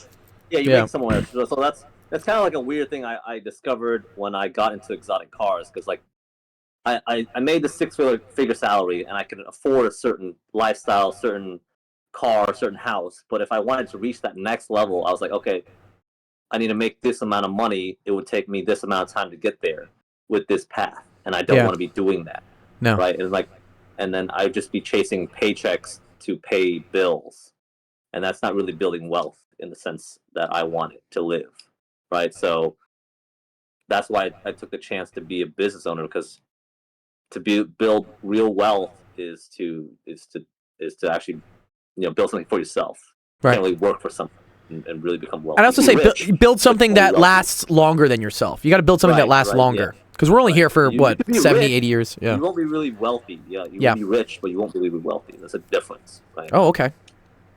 Yeah. So there's a difference between being rich and being wealthy. And so being Yeah. wealthy would be what? What for you is like being quote unquote wealthy? like like building wealth, like actual wealth. Like you have, right? Being rich is like, oh, I make X amount of money, but if you're spending that amount of money, you're not building any wealth, right? Okay. You make $200,000 a year, but you know your your your your costs are like $150,000, so you're really only making $50,000 a year, Right. right? So you're rich, but you make a lot of money, but you don't really build any real wealth. There's Whereas no own a leftover. company, right? So if you build a company and then you increase the worth of that company as well as it makes money, Yeah. and you have equity in it. Like you actually build wealth, right? You expand, you scale it up, and Okay. then like you could sell it and then make a profit, and start something else, right? So you have to build something for yourself. It's an build wealth. asset. You have assets. Right? Yeah. So I'm thinking like more like generational or like big picture, like when it comes to wealth, right? If that makes sense. Yeah, And then rich generational is wealth. just like I can make money. I can make money. I can make a lot of money. I can make decent money like that, and that can be subjective, which is rich or not, right? Like I make $200,000 a year. That's a lot of money. That's, Right. People just I'm rich, but if I'm spending $180,000 almost or all of it every year, like am I wealthy? Not really, right? You don't have Yeah. anything. Yeah, you don't have anything. Then This goes back to the video game thing, right? Where you're like, do I have anything to show for this? Right? Yeah, You're like, right. what? So I'm always a big fan of like I have things to show for my success, for my achievements. I like that. And right, so it's like, yeah, you have a house, you have a car, you have a business, you have 401k, you have something, right? Whereas if you just go and spend all your money right away, like, oh, I went and had fun, or I went on a trip and I did all these experiences. You have these experiences, and those will last you a lifetime, but you really don't have anything to show for it. I got some pictures. In the big, yeah, it's a pictures. Right? I can Photoshop that. I can. With AI, you can. Yeah, fuck. Exactly. So, I mean, yeah, but yeah, if you really want to build wealth, then you have to sacrifice that kind of those experiences, right? Okay, I like that. That's cool. I never thought about that, wealth versus being rich. That's cool. I like that. Bum bum bum bum bum bum bum bum. Let me see. I'm trying to think. What advice would you give to a freshman in high school that wants to pursue a career in science? Oh, okay. Biomedical science. What a nerd. Nerd. Join the chess club. Join the chess club. Were you in chess club with me? I love chess club. Yeah, I was in chess club. You played with Indabisi and Preeti, remember? Oh my god, Indubisi. Dude, where is that guy, dude? I should find him on LinkedIn. I don't know. Probably. Yeah, he's probably at a, I don't know. Bro, do you remember Austin Brinson? You remember Austin Brinson the year below us or something? I don't remember. He was kind of like super nerdy guy. Yeah, I should have him hook up with Patrick now because apparently he runs like a huge software conglomerate for restaurants. And I was like, oh, that would be a funny connection. But yeah, chess club. Yeah, that's great. It's career in biomedical sciences. I mean, yeah, take all the AP classes, AP Bio. You know. Yeah, get rid of all the AP classes you can in high school, so you don't have to take those classes in college. They're very expensive in college. They're a lot cheaper. In high school. College is expensive. College is very expensive. And if you don't have to spend money there, you can spend the money towards your business or something else that will, help you achieve success faster. Or a Lambo. They'll drive you somewhere faster. I don't know. Yeah. Well, do you have you had to do any more repairs on Lana? Like, I know you had to basically take the engine out for like 20 grand or something, but like, is that done? Yeah, like, she's good. She's happy. She's good for now. So okay. Cross fingers. Cross your fingers, dude. Cross your fingers. She's still running next month when I come to Houston for the debut show we have. That's gonna be a lot of fun. Yeah, she was working last time when Patty was here last weekend. So. Oh, I saw. Yeah, he was driving with his girl. Yeah, that was fun. Yeah. That was fun. So, was working last time I checked. Let's see. He's also talking about. Okay, here's a good question. Yeah, did you do any summer? What did you do during the summer in college? Did you have any summer programs or internships? Internships. I mean, also I got my first job. Summer was like freshman year, sophomore year in college. Because that's how I bought all the DJ equipment. Right. Yeah. I was like, okay, I want to be a DJ. I need equipment. How much does it cost? Thousands of dollars. I don't have thousands of dollars. It's not cheap, dude. How do I get money? Oh, I need to get a job. Yes. And that's this is the problem solving. This is the engineering problem solving. You're like, what's this? How do I do this? How do I do this? I have a problem. How do I solve it? Okay, I need to do this. How do I do this? How do I achieve this? What do I have? What do I have access to? What are my skills? What can I market myself as? Like, these are all things. Okay, I have no skills. I need to make money, so I need to make a job. Yeah, because so, DJ equipment is not cheap. I mean, these are decks. No, These decks DJ were like equipment is not. $2,100, like just for the decks. Yeah, right. And then the speakers are another $2,000. Easily. Lights are another $2,000. Another $2,000. Right? Yeah, it's. I spent like $10,000 on my stuff when I started out. Yeah. I just went balls out. So Yes, you went very Michael on one it. summer I was like, how do I make money fastest? Legally, right? So I was like, okay, Legally, kids. legally. I'm not a criminal. I'm not He a does criminal. own a bunch of dry cleaners and laundry services, but he does not participate in money laundering. No. Yeah, it's all legal. I'm surprised none of the Anyways. kids asked that. I would think some of the kids would ask about money laundering, but they didn't. Probably someone, but anyways, it's like, okay, I need to get a job. Right. I have no skills. What jobs can I get? Okay, I can work in a restaurant. So I got a job as a server at a sushi restaurant. Oh, I didn't know And that. I think that's cool. Yeah, so I think that is one of the most valuable lessons I learned is to work in the food industry. Yes. Or service industry job. Yes. Working in a service industry job, like a blue collar job, you learn the definition of hard work. Yeah. And you respect And dealing those with that do people. hard work. And dealing with Right, fucking and dealing people. with people. Also, you learn to respect the work that goes into that, and then the shit that the people have to deal with. Right. And so I knew after that summer, I was like, I don't want to be working these shitty jobs. So I need to get a college education so I don't get stuck working these jobs. It's motivation. People, like career servers, career bartenders, career cooks or whatever. It's like, Yeah, we've dated a couple of them. This. Doesn't really work. Right, but it's like you don't get days off. Days you take off, you don't get paid. And I don't want to live like that. Yeah. So that's why I knew it was like, okay, I don't want to do that, but I respect the people who do because it's hard work. Yeah. And that level of respect is something that you should know, right? That you could always treat people with respect, especially like the ones that are like serving you. Oh yeah. Because you don't know how hard they have or what the shit they go through with it. But those people work really hard. And it's just something I learned to appreciate through that job. And that's what I did one summer. Never again. Because I got enough money to buy all the DJ equipment, and then after that, now I'm a DJ. Yeah, and I'm a DJ, and I make money off DJing, so I don't have to buy more DJ equipment. See, that's the leveling up, dude. That's the leveling up, dude. Yeah, you do something you don't like, so you can do something you do like.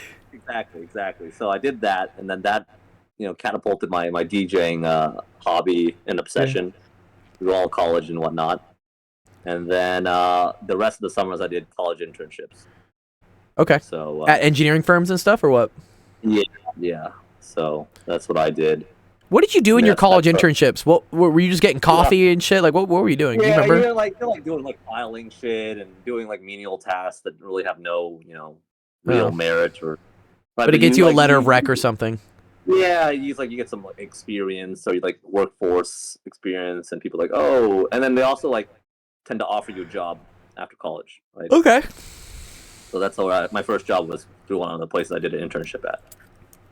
Was that Tetra? Were you at Tetra? Yeah, Tetra. Yeah, Tetra. Yeah, that's right. Yeah, and then so that's usually what the internship is. Either you know somebody through your network or your family, or your college or university usually has a network set up for internships and programs and stuff like that. So that is one of the perks of being a part of I guess a formal education, like a 4-year program or university. They have a pretty big network. Yeah, so it's like rice people hire rice people. It's kind of in the family. Yeah, but they know the name. Rice carries a lot of weight if you're in like the Houston or Texas area, right? Exactly. Outside of Texas, they know what rice is, but they know what A&M is. They do. So. Yeah, Aggies. Yeah, Equity says, what about internships in high school? I mean, did they have many? It's hard to be under 18 and get hired for a company. It's hard. Yeah, usually we did some. I mean, yeah, we did. Yeah, I worked for a biotech company for my internship. Yeah, I didn't get paid very much. We did some weird, but that was because of our magnet school had these programs and stuff. We had connections. And it's usually like within like the parents of the kids in school. Yep, exactly. Right. Yeah.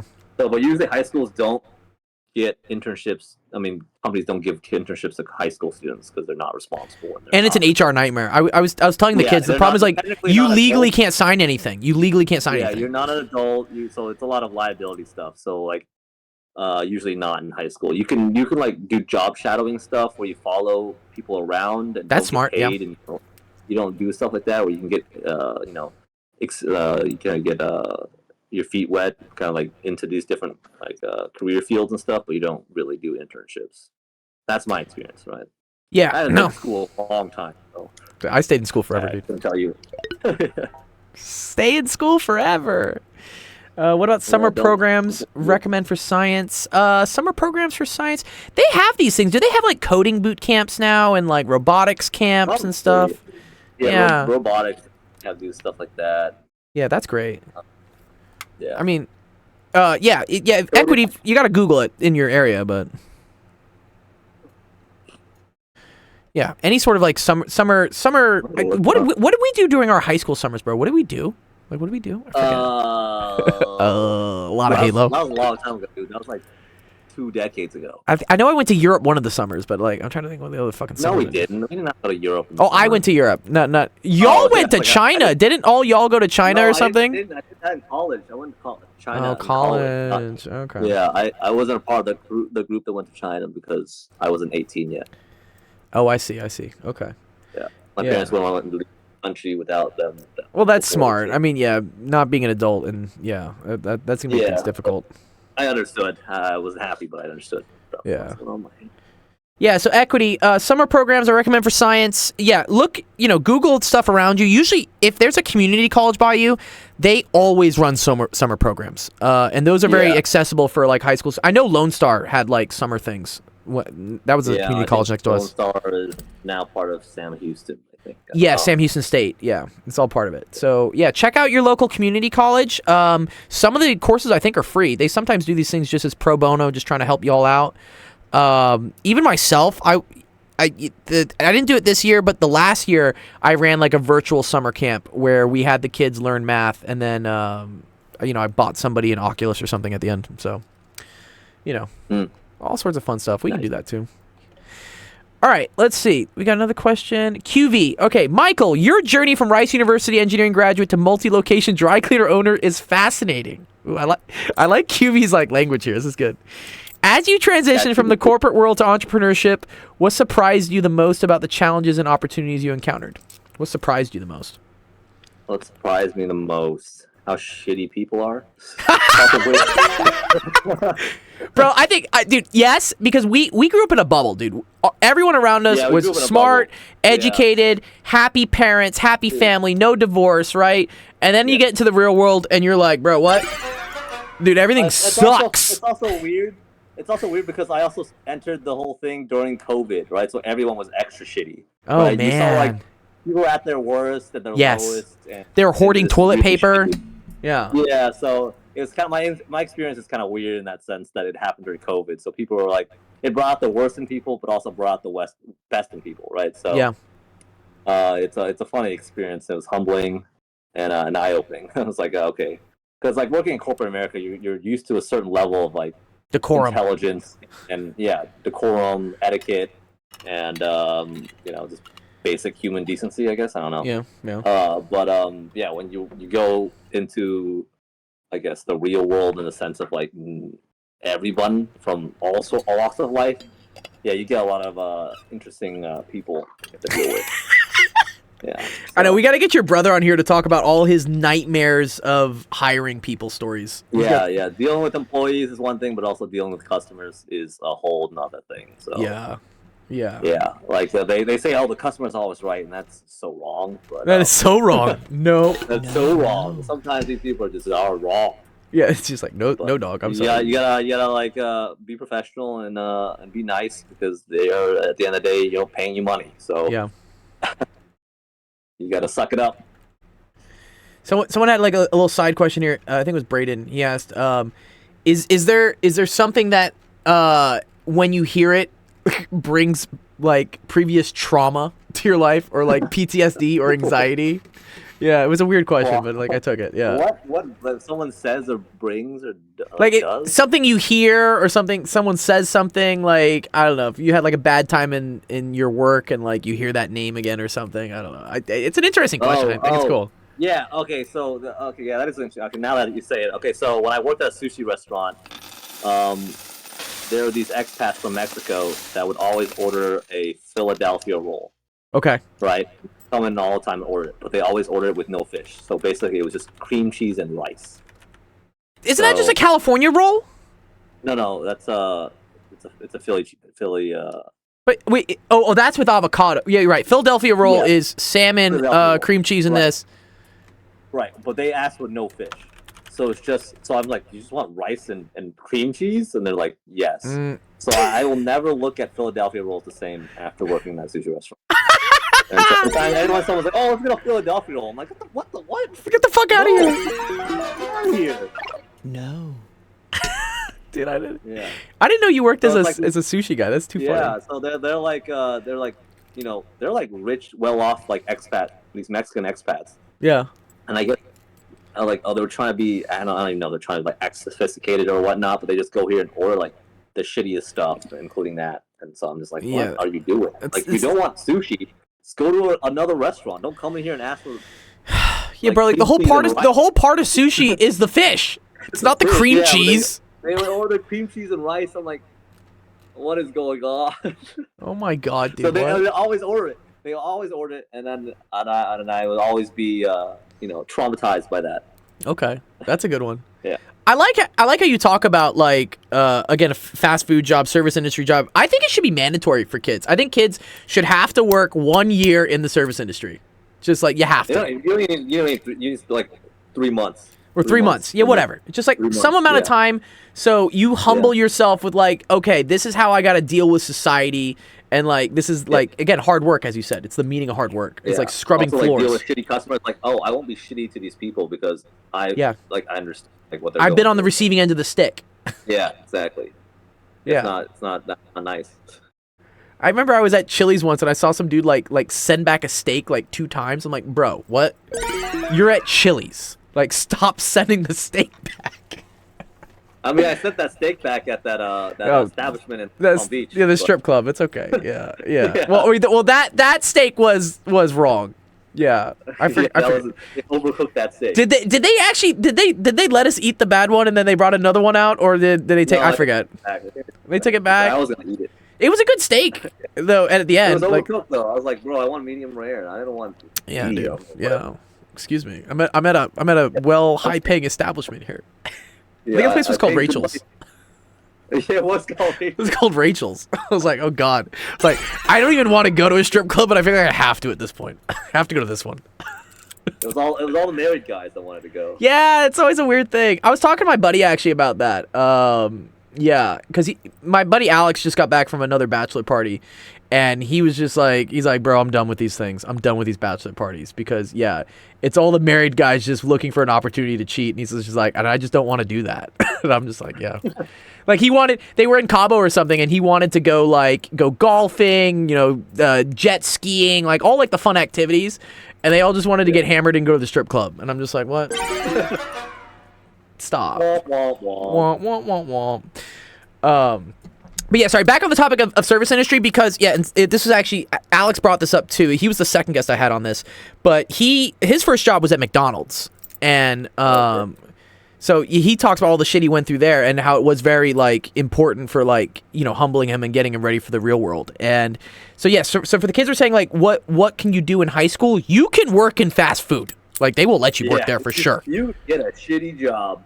Yes. But I almost think you can understand the definition of work. Again, I'd probably get yelled at for saying this in like in a classroom, but I can't. It's the internet. I can say where the fuck I want. Like, you should like do that for at least like a month or two. Like, it'll teach you so much. Yeah, just work in the summer, and then you'd be like, I don't want to do this for the rest of my life. Yeah. It's hard and it sucks, and your feet hurt, and you're unappreciated, and you don't really make that much money. Yeah. But it kind of kicks you to do more. Yeah, it should, right? So, but it also be like, they shouldn't be getting paid that because it's a low skill job.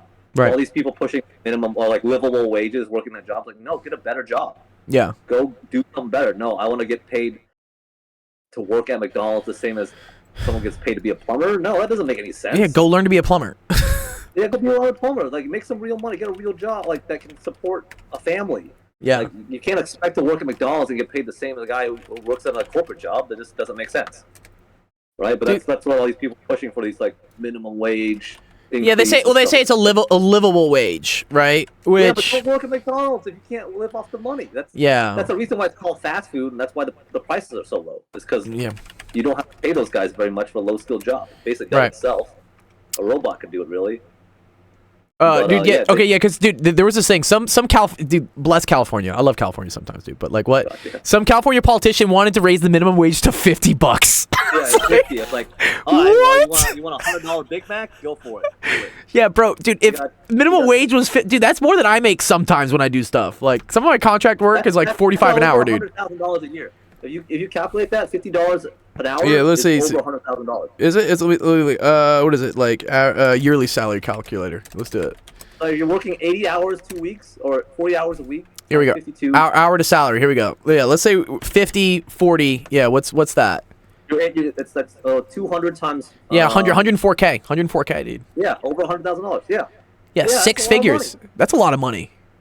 I mean, I agree. I agree. It's hard, honestly, to live in LA with under six figures. I'll just say that from experience. It is hard. Yeah. But yeah, you can't expect, dude, for flipping burgers. Work is $100,000.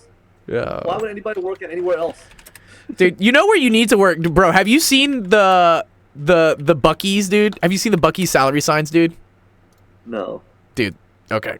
I'm gonna show this to you, dude. If I had to pay $50 an hour for my employees, I would go out of business. Yeah. Look at this Buc-ee's, dude. They're like, cashier 16 an hour, food service 19, team lead 18, and then they got full-time assistant general manager 100K, car wash manager 125K, food service manager 125 to 175, GM 150 220. Bro, this is insane amounts of money, dude. I'm just like, what? How is Buc-ee's making any money, like, as a company, sorry, if you're paying your managers, like, upper six figures? Bro, you can't even get this amount for, like, being a software engineer. I mean, that's probably what general manager. Yeah, I don't really know. Yeah. But I think the car wash manager is the funny one. I agree. GMs, if they're doing so much, they probably should get paid upper six figures. Yeah, they're also probably managing multiple locations. Multiple locations, yeah. But like, if you're a car wash manager, dog, dude, how are you making 125K as a car wash manager? Yeah, the thing washes itself. Yeah, what? Dude, what the fuck are you managing? I don't know, man. Dude, I'm about to start working at Buc-ee's. I'm sorry, guys, I can't stream anymore. I gotta go work at Buc-ee's. But yeah, yes. So yeah, minimum wage, cool for the experience, whatnot. But yeah, use that as motivation to do something better. I had a similar experience. Yeah, motivate you. It should motivate. I had that it was my first Christmas coming back after college. So imagine, like, I'm in high school, right? You know me, but my parents, like, kept me locked up and stuff. And then, like, I got to college, I got to be free, beautiful, whoever I am. And then I came back for Christmas, for like a week, and I was like, no. Like, I don't like having a curfew. I don't like being told when I can and can't go out. I don't like any of this stuff. So, like, that really motivated me that summer to get a job at my undergrad at UT. I got a research position. Like, first thing in January, I walked into a professor's office, like, bro, I need a job because I do not want to go home for summer break. I can't do it. You know how I am when I get home, dude. I get weird. I don't like home. Home is, like, traumatizing to me. I hate to say, because I love my parents and everything, but it's traumatizing. Like, I feel like I can't be myself. I don't know. It's weird. Yeah. Okay, good. Let's see. Additionally, dude, I love this, QV. I love this last part, because I feel like this applies to a lot of people. It says, what advice would you offer to people who might be considering a similar path or different, even if your parents are forcing you to do computer science? Bro, first of all, QV, you're not alone. Don't worry. Me and Michael were also kind of in the same boat of our parents said, like, you got to fucking do this. And we're like, we don't really want to do it. I mean, my parents weren't that forceful. I mean, they insinuated, like, hey, you should probably do something that is practical and stuff. But, like, yes, they weren't that, right? They weren't pushy in this, like, you should go into engineering. You shouldn't. I came to that decision myself. Yeah. But if your parents are like, oh, do computer programming, I'm guessing you don't like computer programming is the problem, right? If you liked it, Gio likes programming and stuff like that. I like programming. Yeah, programming's fun. I think it's cool. Yeah, you gotta do it as a hobby and for fun. But I'm guessing he doesn't like it at all, right? So what, like, shut up, grin it, and just, like, make money and then go buy a business, kind of, right? Yeah. Right. Or you gotta show your parents something else that can lead to success, right? Okay, I like that. right? If it's not computer science, then it's got to be like I'm going to develop this skill set that will lead me to success. So whether it be a trade, or whether it be another skill, I don't know like what other goals and aspirations or passions you have, but you have to somehow show it, basically market yourself to them that this is your path forward for success. Yeah. Right. Whether it be chemistry or mathematics or I don't know, marketing or something, right? Something that you can be successful. Show that you can make a living. Your parents they just want that for you. They just don't want you to be a bum. Right. Don't be a burden to your parents and society. Be a contributing member that is able to support themselves and maybe support a family in the future, right? That's what they want to see you. That's how they see you succeed, right? So as long as you're succeeding and being, and doing better in yourself, then I don't think your parents should have a problem with that, right? Yeah. Unless your parents are computer programmers and they have a computer programming business and they're trying to push you to take over the business, then that's a whole nother thing. Yeah, that's a whole other thing. But as long as you're being successful and bettering yourself, like I don't think that should be a problem. As long as you can show that to your parents and don't get in trouble, I think there shouldn't be an issue. Yeah, I think the main, I've been seeing this on a lot of the meme boards and stuff. Have you heard of NEET? N-E-E-T? Have you heard of this?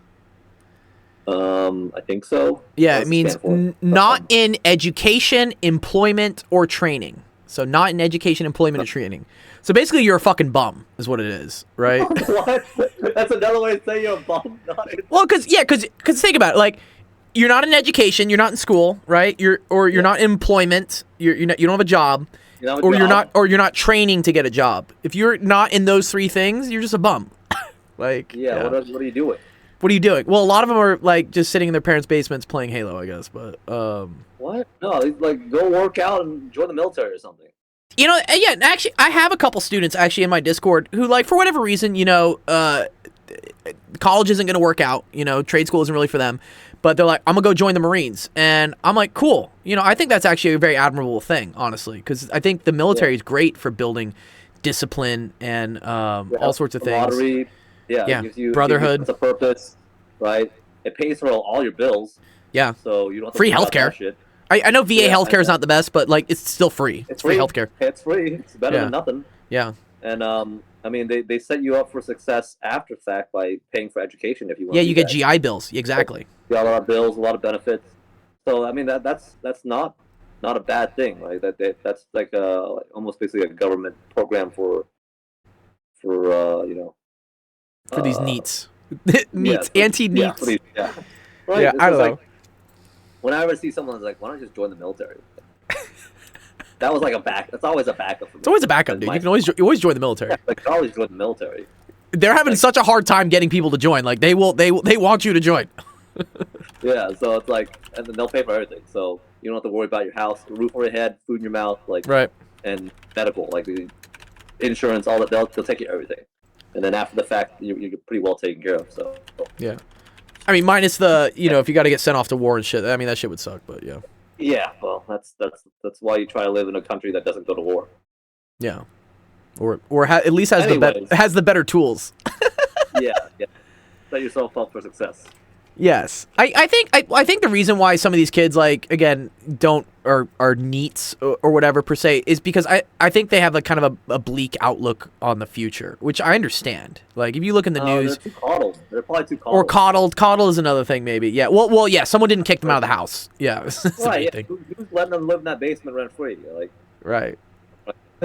Yeah. It's just like, yo, get up. Okay, I get that. That's cool. Anti-NEETs. Yes, Nick. Awesome. Yes. Okay, let's see. We got any more questions? Let me see. Computer science. Ooh, Obama has one. Okay. Yeah, his name is Obama. His real name is Jeff. He's a cool guy.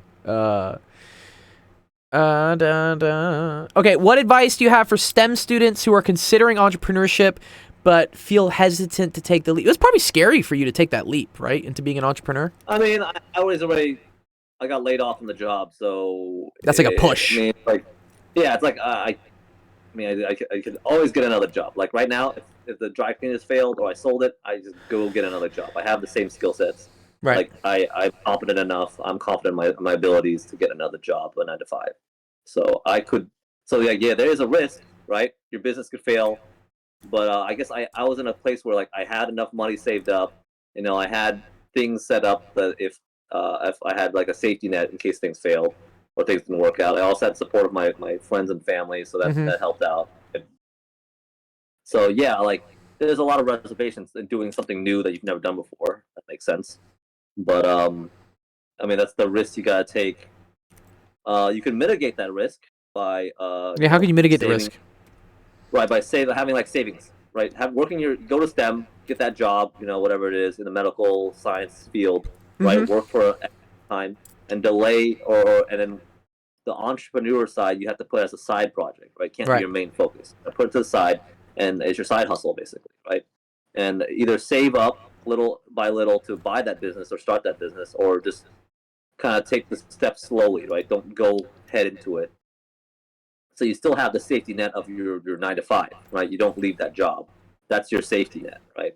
Whether it be saving up money for X amount of years so that when the time comes, you can leave that job to start your entrepreneurship. And I mean, that's how you say you mitigate that risk, right? Yeah, you could just don't get a job right out of college or whatever and just start a business, and that's all you're all. But that's super risky. Yeah, you're burning the bridges. You're like, I'm going for it.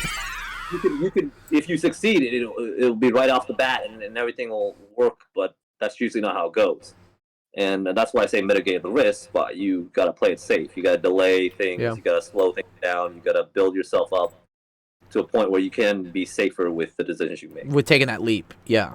Right, take a leap. So, yeah, you're in the STEM field. You get like a programming job at whatever, like all these companies, these tech companies, right? You work there for 5 years. And you don't buy the fancy cars, you don't buy the fancy apartments or houses, and you save up and put it towards business, right? You put it towards building your skill sets. You can also do that within your job. You're like, hey, other opportunities for me to grow, learn new skills, like network with other people, right? Yeah. So you can use your 9 to 5 to help set yourself up for success later, whether it be in your business ventures or further in your career. So I have a friend who is a programmer. He basically does that. He's always getting a new job every. Oh, is this Chad? 2 years.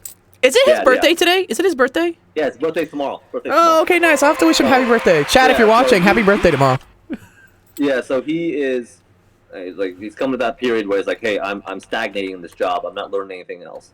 Okay. I need to either get a new job. He's always hungry. He's always hungry. Right. Dude. Yeah. So you gotta maintain that. It's like, and he just just stack that money, and until an opportunity comes up where you can either buy a business or start a venture or something. This is our boy Chad, dude. Chad is so Chad, dude. I feel like Chad's like a character.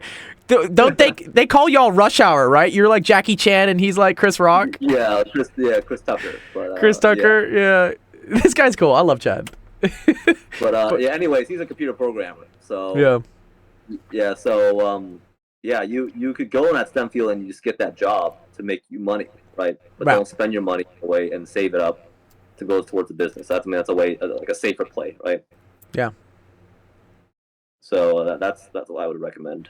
Yeah, no, I totally get that. And also, like, again, as we said, like, if your business were to fail, you have the degree, the certifications, the qualification that you can go back to that safety net. Right, yeah. You work in your field industry for 5-10 years, and you have a gap in your resume. It's like, hey, I went and tried to do this business. It didn't work out, but I still have, my experience and my all the stuff I did before. Like, I still have that. Like, I didn't lose my brain or my skills or function like that, right? Yeah. So that's the safety net in a way, right? That's the mitigation of risk. Yeah, it's a slow play, right? It's a safer play.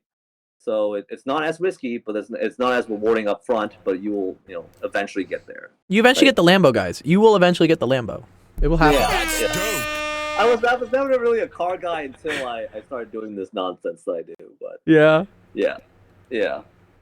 That's too fun. What's the next Michael nonsense thing you're gonna get into, dude? Like, we've done everything from like Warhammer to airsoft to guns. Yeah, like, what's next? Yeah, I mean, I want to buy businesses, buy some real estate, buy some houses.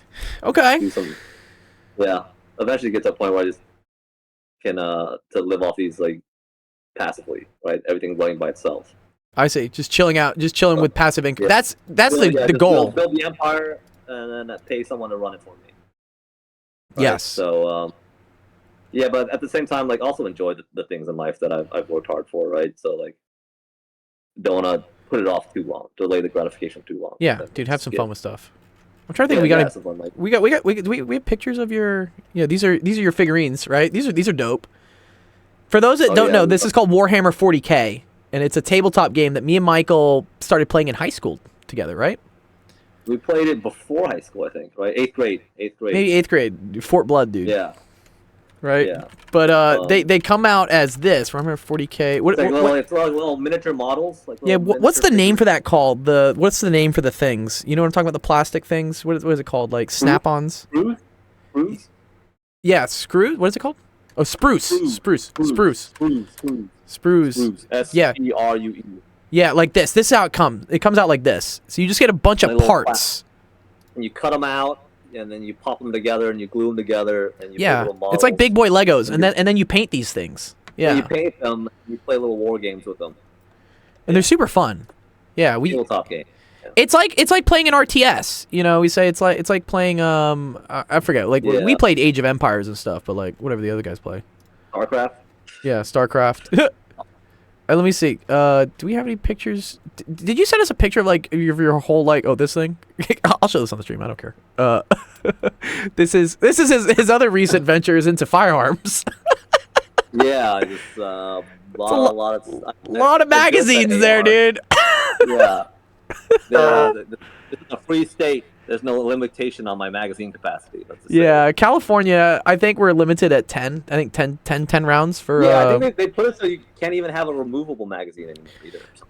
For rifles, it's like you get it's called like so many like parts that are allowed before it becomes like illegal. So it's like pistol grip, removable magazine. Yeah, that sounds like communism, dude. Yeah, it's weird, man. I mean, I have my whole qualms about gun rights and stuff.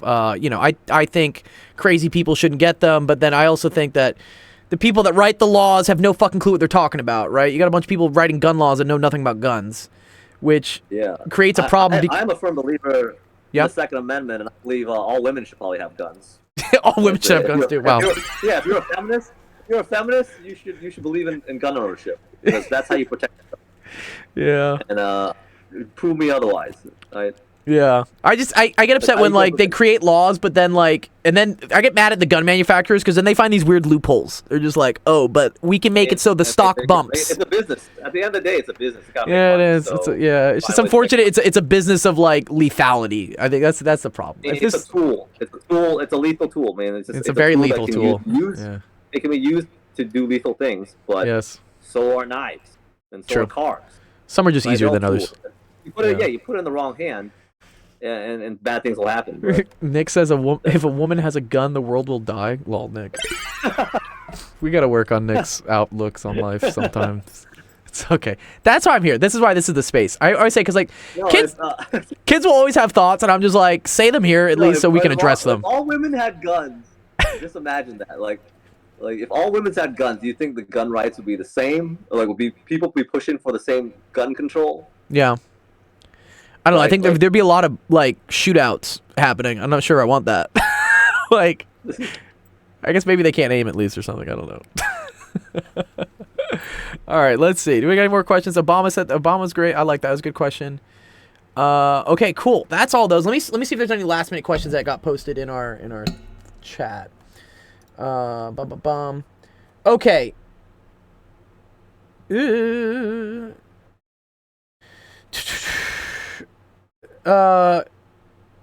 Okay. If you were to go back and do it again, would you change the engineering degree you got, or even just change the degree you got, like going into college?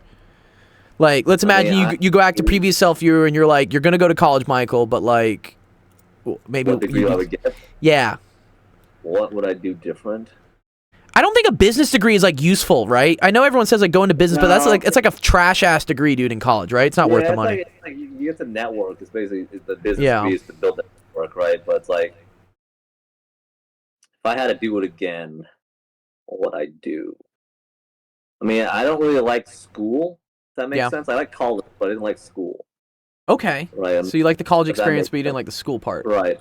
Right. So it doesn't really matter what the program would be. I would not enjoy it. You wouldn't have enjoyed anything? What if we did like arts and crafts? Maybe architecture. Yeah, but that's not. Yeah, practical, architecture. right? Like, Yeah, architecture sounds like okay. but We were if I talking about had to do it architecture for earlier. fun, yeah, I'd be the architect or something like that, right? Okay, I think that would architecture's be. cool. I would have fun doing it. Would I, be successful in the sense of making money and building a business and stuff? Like I probably wouldn't have the same skill sets. I don't know. I got you. Yeah, yeah. Well, I always say that, like, we got to where we are because of what happened. So everyone always says, like, do you have any regrets? And I'm like, no. I'm just like, things are okay or dope sometimes, and we only got here because of the things that happened, Wait, Nick's last question. He says, Michael did recommend trade school if you want to go into trades, if you want to do trade stuff. And honestly, that's gonna be super lucrative, especially with AI now wiping out all these white collar jobs. Like, someone asked me if like computer programming is a good thing to get into, and I'm like, I don't think so right now. I think in the past, yes, but in the last 2 or 3 years, ChatGPT can write code, so we don't need humans to write code anymore. I'm down for that. Yeah. So, like, let the robots do the robot things. Let the robots do the robot things. Yeah. I mean, maybe if you're like a big picture like guy, but like I think just learning computer programming to be a computer programmer, I think is not a good play right now. I think it's good to know how to code. Knowing how to code is an invaluable asset to have in so many other regards.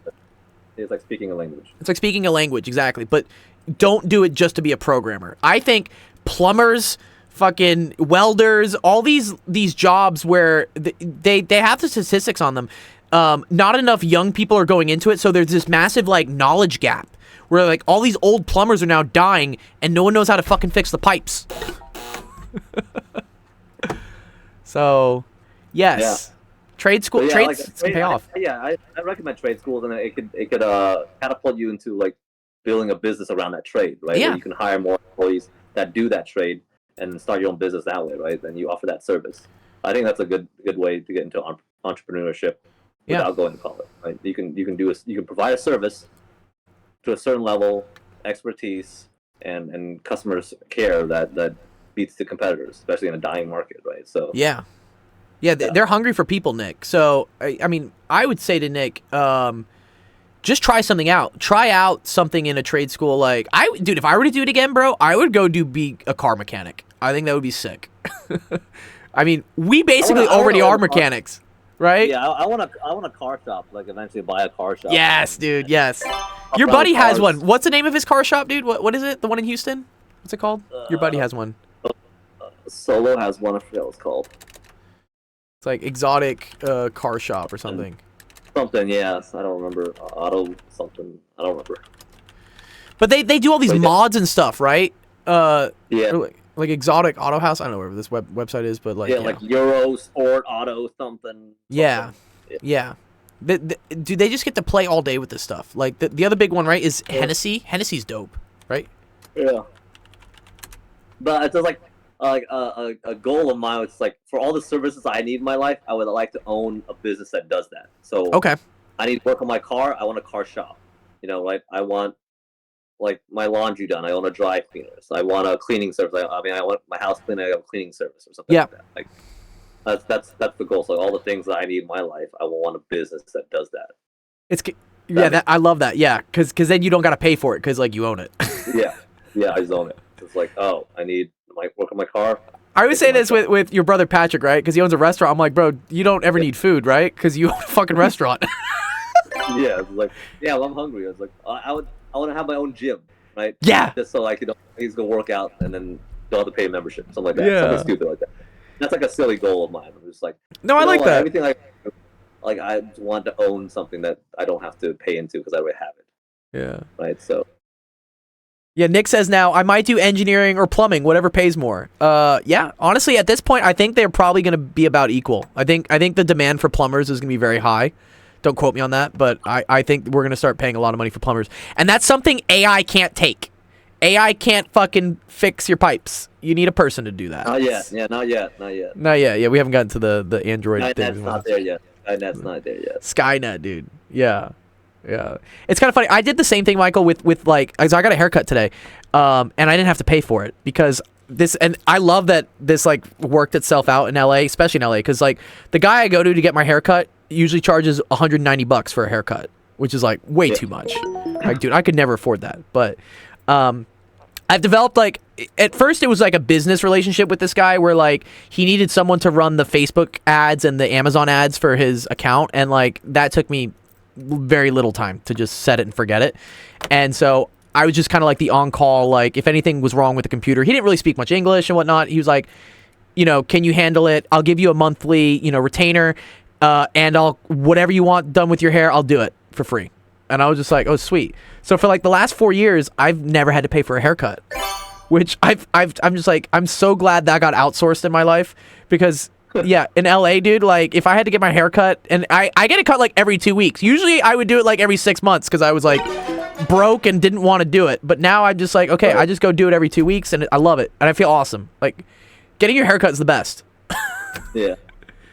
Yeah. So Therapeutic. it is. Yeah. So I would say the same thing to, you know, to you kids and whatnot. It's like if you see something, you know, try to maybe build a relationship in that type of area. Like what Michael said, like own a company in that area if you wanted to, or, you know, do some contract work for someone in some sort of service you need. What is Nick saying about, my uncle has a very big house. He needed a plumber. The plumber came and asked $1K just to talk. Yeah. Yeah. That's like a consulting fee for sure. And $5K for the parts. And all he needed was the 3 bathrooms, change a few pipes under the sink. Yeah. But if your uncle's not going to do it, then he's got to pay someone to do it. And if there aren't that many people to do it, he's going to have to pay a lot. Yeah. So go where you're needed. Okay, cool. All right. I think we got through all the questions, Michael. That was really great. I really enjoyed this. We had a lot of cool discussions with stuff. Yeah. That was super dope.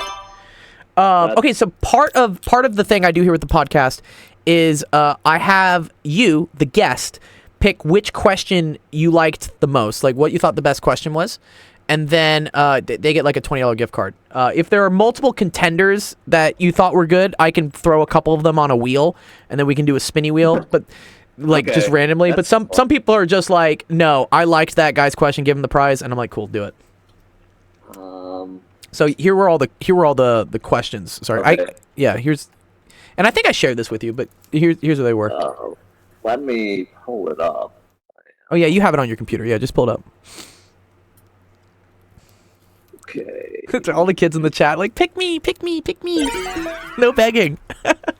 And, okay, this is, guys, what it comes down to when you're asking your questions. Yeah, you want to pick stuff that's cool, thought-provoking, and then also, if you see someone has already asked that type of question, don't ask it again, because we're not going to repeat it. Whoever says it first, like, because everyone always does the, like, you know, what's one thing you would change in your life? And I appreciate that question, and sometimes the guests really like it, but don't have every kid ask that. Like, come on, guys. Like, ask something cool. Let's see.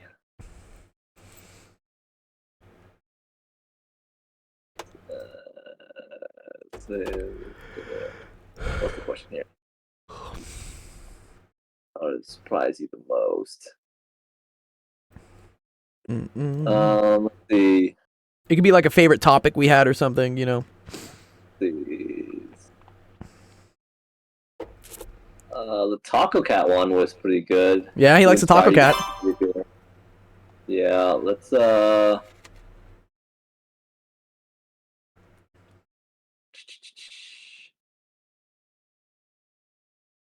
do similar, definitely. Never thought about that, but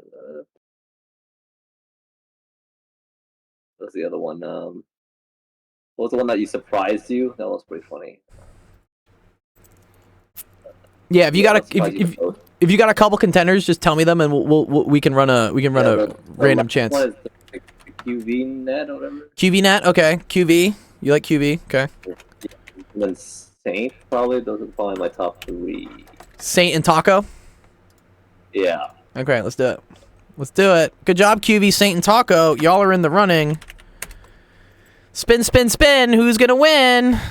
I always love it's like I make my own luck here, dude. Here we go. Let's go. Someone's like, please, wheel. I'm begging you. Wheel. I'm begging you, please. It goes to QV. Good job, QV. Oh, right in the middle. Nice. Okay, let's give another big, awesome welcome to Michael Nguyen for being our awesome guest here on the Golden Hour AMA podcast. I had a lot of fun with this, Michael. I appreciate you, man, coming on. Yeah, no problem, no problem. Yeah, hope Sorry you I was had- late. Yeah, No, you're okay, I was, dude. You're not planning you're on being late. It's okay. No, it's totally cool. We got it to work. I'm glad we got the phone thing to work. And this is the cool thing. As we keep doing more of these, this like helps me figure out how technically to get things to work with people. So yeah, I appreciate it. Gotcha. Nice. Okay, awesome. So, our next stream will be on Monday, guys, for office hours. If you need homework questions, that'll be 3 p.m. Pacific, 5 p.m. Central, 6 p.m. Eastern. We're also going to do a Fortnite tournament on Saturday. I will release the details about that tonight, and that will be streaming on Actual Gaming. So, yes, come by that. If you guys have any questions afterwards for Michael, let me know, and I will forward them to him, or I'll put his profile up on the announcements before we had it. Okay, cool. All right. Thanks again, Michael. I really appreciate it, dude. Yep, no problem. Have a great fucking weekend, and we'll see you later, dude. Peace out, guys. All right.